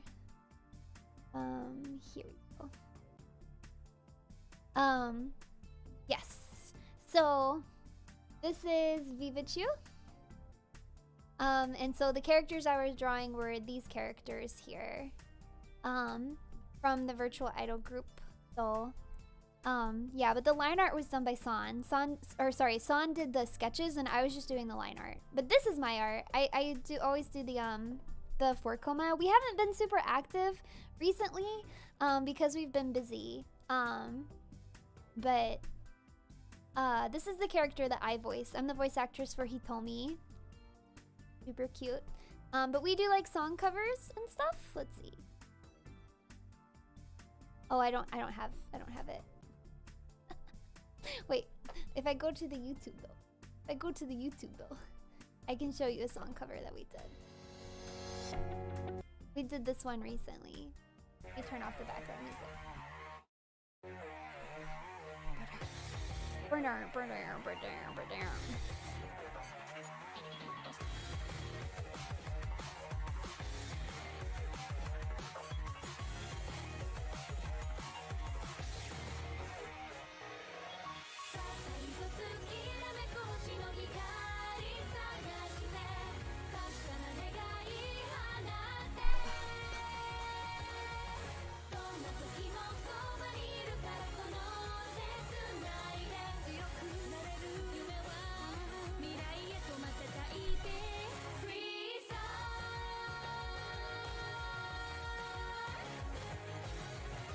Yeah, so I won't make you watch the whole thing, but yeah.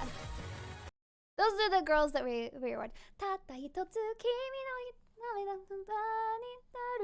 I don't remember the words.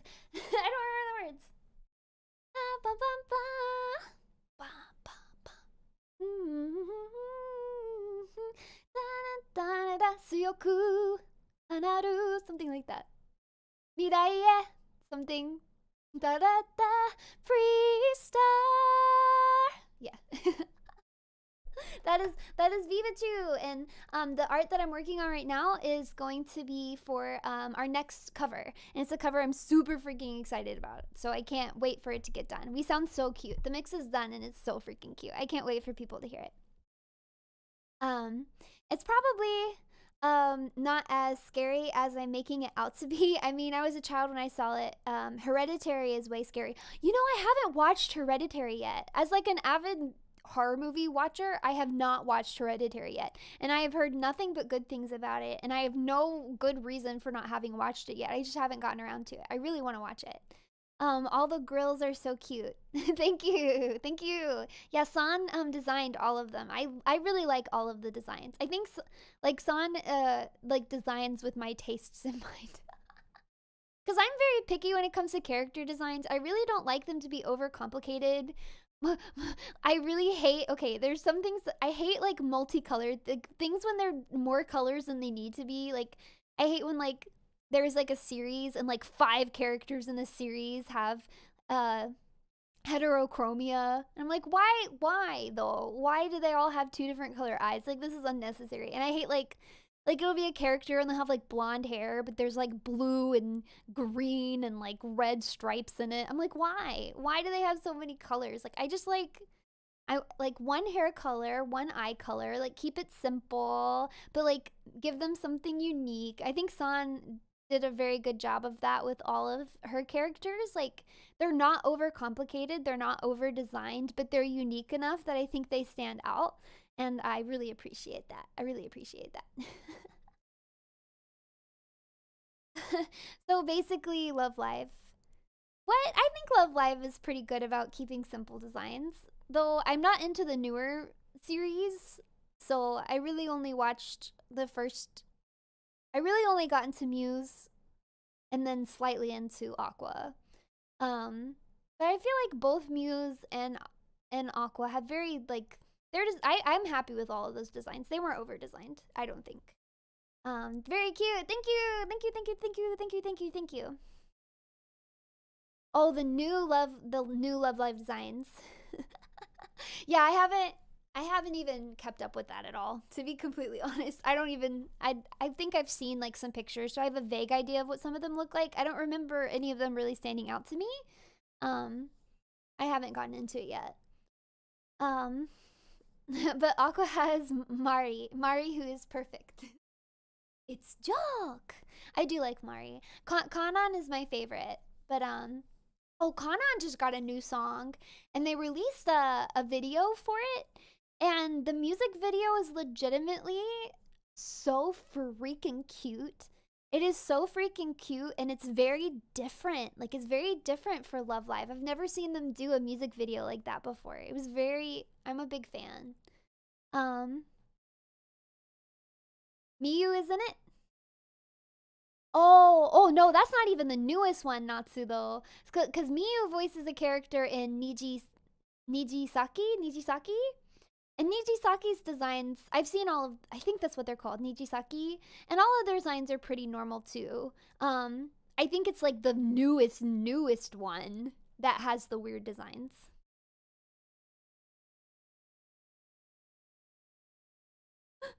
Kanan is an empty bag of crisps. What? I like her because she broke her dad's leg. What? This is painful. No. Niji no Saki? Are you making a joke? Are you making a joke about Saki not being in Niji Saki? Or maybe it really is Niji no Saki, I don't know. I can't tell with you because you're a sinner who puns. You're a pun sinner. You're a pun sinner. It really is that. Oh no! Oh, I thought you were just making a pun. That's so funny. Niji no Saki. Niji no Saki. I'm sorry for doubting you. I'm sorry for doubting you, Natsu. It's Nijigasaki? So you were lying! Natsu, why are you always Natsu is constantly gaslighting me. Natsu, you liar. Nijigasaki. Yes. I don't really know anything about them either, but I'm more familiar with their designs. I've heard more of their songs because another group that I'm in called Mellow Days, we do English covers, and we started off doing English covers of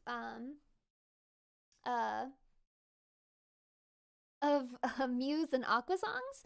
But then when Nijigasaki came out, we started.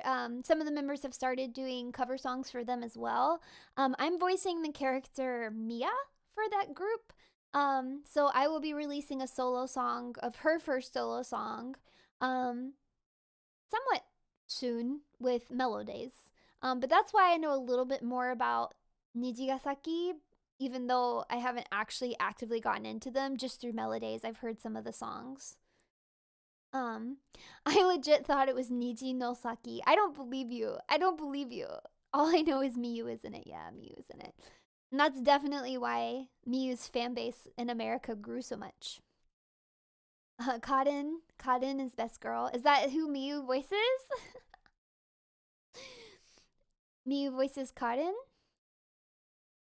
I don't know the characters well enough to know. I know which one she voices by the looks. The one with the blue mullet. Yes, join my Discord. Thank you. Welcome to Cali Nation. Join my Discord. Yay. So it's getting late, so I should probably end the stream.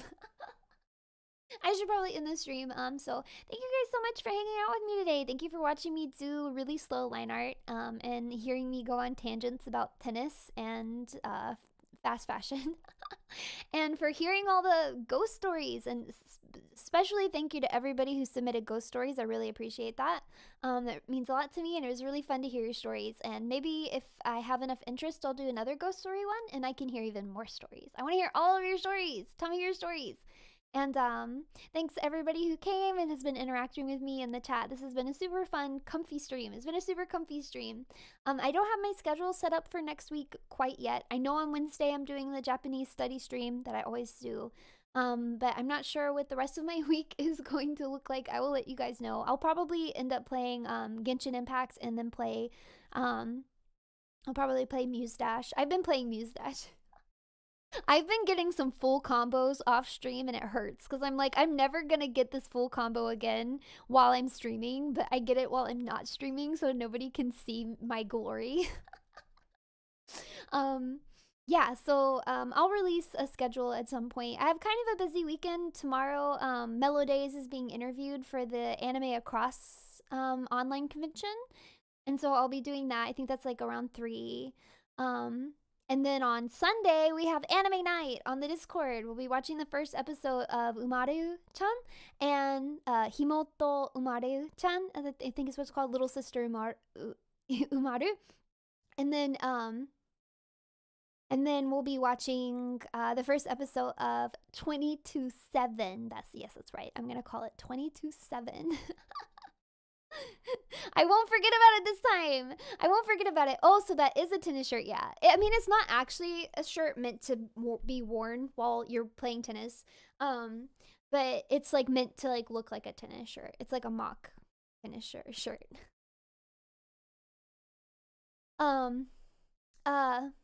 I watched the first few episodes of it and I loved the performances, but I don't know, I just didn't stick with it. Same with Aqua. Oh, thanks for the nice stream. I watched all of Sunshine. I did enjoy Sunshine, but I can see that though. I can definitely see that. 10 p.m. is not late. It is late. It is late for me. I wake up very early. It is late. 10 p.m. is reasonable. Maybe Calina has plans.